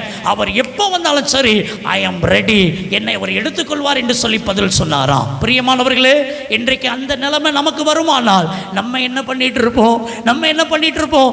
ஆயத்தமாக இருக்கிறேன்னு சொல்லி அந்த போதகர் சொன்னது போல இன்னைக்கு நம்மளால எத்தனை பேர் சொல்ல முடியும்? இன்னைக்கு ஆண்டவருடைய கரத்தில் ஒப்பு கொடுப்பீங்களா? ஆண்டவரே, இந்த ராத்திரியில் நம்முடைய வருகை இருக்குமானால், ஒருவேளை என்னுடைய மரணமே இருக்குமானால் நம்முடைய வருகையில நான் எடுத்துக்கொள்ளப்படுவேன் என்று சொல்லுகிற அந்த நிச்சயத்தோடு வாழ என் வாழ்க்கையை அர்ப்பணிக்கிறேன்னு சொல்லிட்டு இன்னைக்கு ஆண்டவருடைய கையில் உங்களுடைய வாழ்க்கையை ஒப்பு கொடுப்பீங்களா? இருக்கிற இடத்துல ஒரு வினாடி எழுந்திருப்போமா? ஆண்டவரை நோக்கி பார்ப்போமா? ஆண்டவரே, உங்களுடைய வருகையின் செய்தியை இந்த நாட்களில் எங்களோடு கூட வெளிப்படுத்திருக்கிறீங்க கர்த்தாவே. ஆயத்தப்படு, ஆயத்தமாகு என்று சொல்லி எங்களோடு கூட என்னுடைய வார்த்தையை வெளிப்படுத்தியிருக்கிறீங்க ஆண்டவரே. ஆண்டவருடைய வருகைக்கான அடையாளங்கள் என்ன என்ன என்பதெல்லாம் இன்றைக்கு நாங்கள் தியானித்திருக்கிறோம் ஆண்டவரே. ஆண்டவரே, உங்களுடைய வருகைக்கு நான் ஆயத்தம் இல்லாத நிலைமையில் ஒருவேளை நான் காணப்பட்டிருப்பேன்னு சொல்லலாம். இன்னைக்கு என் பாவத்தை மன்னிங்க ஆண்டவரே, என் அக்கிரமத்தை மன்னிங்க ஆண்டவரே, என் மீறுதலை மன்னிங்க ஆண்டவரே. ஒருவேளை இந்த ராத்திரியில என்னுடைய ஜீவன் பிரியும் என்று சொல்லலாம் ஆண்டவரே, நான் கைவிடப்படுவேனா, எடுத்துக்கொள்ளப்படுவேனா? ஆண்டவரே, என்னை ஒரு விசை தயவாக ஏற்றுக்கொள்ளும் என்று சொல்லி இன்னைக்கு ஆண்டவரை நோக்கி பார்ப்பீங்களா? ஆண்டவர் இயேசு கிறிஸ்து கல்வாரி சிலுவையில் சிந்தின இரத்தத்தில் ஒரே ஒரு துளி நம்ம மேலே விழும் என்று சொன்னா, என் அன்பு தேவனுடைய பிள்ளையே, அது எப்பேற்பட்ட பாவமாக இருந்தாலும் அந்த பாவத்தை அவர் மன்னித்து விடுவா. இந்த ராத்திரி நேரத்தில் ஆண்டவரை நோக்கி கதறுவீங்களா? ஏசப்பா, என் வாழ்க்கையில் ஒரு ரகசிய பாவம் இருக்கிறது, என் வாழ்க்கையில் இந்த தவறான வாழ்க்கை வாழ்ந்து கொண்டே இருக்கிறேன், இந்த தவறான ஜீவிதனுடைய வாழ்க்கையில காணப்படுகிறது, இந்த ஒரே ஒரு பாவத்தில் நான் விழுந்து கிடக்கிறேன், ஆண்டவரே என்ன உயிர்ப்பீங்கன்னு சொல்லி இன்னைக்கு ஆண்டவரை நோக்கி பார்ப்பீங்களா? சிலுவையை நோக்கி பார்ப்பீங்களா? ஏசப்பாவை நோக்கி பார்ப்பீங்களா? இன்னைக்கு ஆண்டவர் உங்களோடு கூட சொல்ல சொன்ன வார்த்தையை நான் சொல்லி இருக்கிறேன். நன்றி ஆண்டவரே, நீர் சொல்ல சொன்ன வார்த்தையை சொல்லி இருக்கிறேன். இந்த ராத்திரி நேரத்தில் யார் ஒருவர் உம்மை நோக்கி இப்பொழுது வேண்டிக் கொள்வார்களோ, கல்வாரி சிலுவையை நோக்கி வேண்டிக் கொள்வார்களோ, அவர்களை ஆண்டவரை நீ ரட்சிக்கும்படிக்கு நான் ஜெபிக்கிறேன் ஆண்டவரே. அன்றைக்கு ஒரு சகையு ஆண்டவரே ஸ்தோத்திரங்க தாவே, இந்த வீட்டுக்கு ரட்சிப்பு வந்தது என்று சொன்ன மாத்திரத்தில் அவனுடைய உள்ளத்தில் சந்தோஷம் மகிழ்ச்சி காணப்பட்டது போல இந்த இடத்துல இப்பொழுது ஜெபிக்கிற பிள்ளைகளுடைய வாழ்விலையும் ஒரு சந்தோஷம் மகிழ்ச்சி உண்டாகத்தக்கதாக அந்த ரட்சிப்பு இறங்கி வரட்டும் என்று நான் ஜெபிக்கிறேன் அப்பா. இந்த இடத்துல இந்த வார்த்தையை கேட்கிற ஒரு பிள்ளைகள் கூட கைவிடப்பட்டு போய்விடக்கூடாது, ஒரு குடும்பத்தின் பிள்ளைகள் கூட கைவிடப்பட்டு போய்விடக்கூடாது, ஒரு வாலிப சகோதர சகோதரிகள் கைவிடப்பட்டு போய்விடக்கூடாது.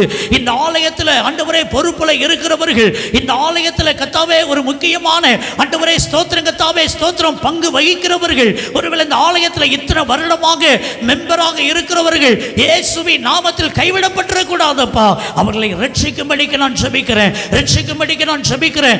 உம்முடைய வருகைக்கான அடையாளங்கள் இன்றைக்கு ஆங்காங்கே நடந்தேறி கொண்டே இருக்கிறது ஆண்டவரே. இந்த சுவிசேஷம் அறிவிக்கப்பட்ட உடனே உம்முடைய வருகை ஆண்டவரே. ஆகையினாலே கர்த்தாவே தோத்திரம், இந்த நாளிலே ஆண்டவரே அதற்கென்று தங்களை அர்ப்பணிக்கிற ஒப்பு கொடுக்கிற பிள்ளைகளை கர்த்தர் ஏற்றுக்கொள்வீராக.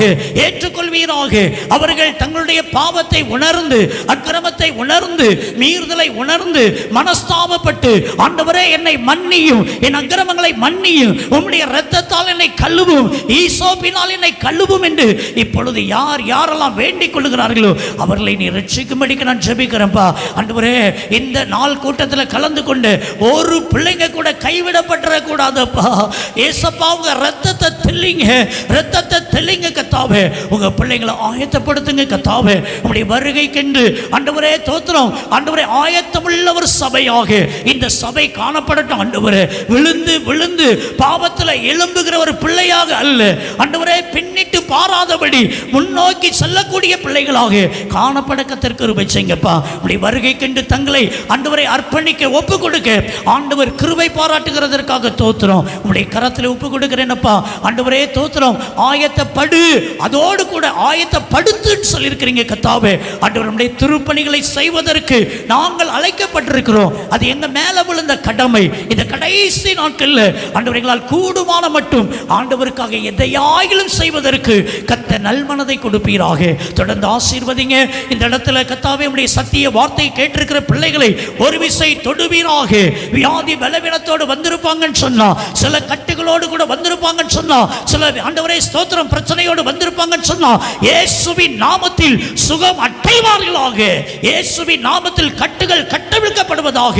முதலாவது தேவனுடைய ராஜ்யத்தையும் அவருடைய நீதியும் தேடுங்கள், அப்பொழுது எல்லாம் உங்களுக்கு கூட கொடுக்கப்படும் என்று சொன்னீர் அல்லவா? இந்த நாள் கூடுகையில் என்னென்ன தேவைக்காக, என்னென்ன காரியத்துக்காக ஒருவேளை இந்த இடத்துல உம்மை நோக்கி பார்க்கிறார்களோ அவர்களை ஆசீர்வதித்து அனுப்புவீராக. உம்முடைய வருகையின் செய்தி அவருடைய உள்ளத்திலே தொனித்துக் கொண்டே இருக்கட்டும். வருகைக்கென்று தங்களை அர்ப்பணிக்கிற அர்ப்பணிப்பு பெருகிக் கொண்டே இருக்கட்டும். தொடர்ந்து இந்த வார்த்தை கொண்டு கர்த்தர் பேசும், கிரியை செய்யும், ஆசீர்வதியும். இயேசு கிறிஸ்துவின் நாமத்தில் ஜெபிக்கிறோம் எங்கள் ஜீவனுள்ள நல்ல பிதாவே, ஆமென்.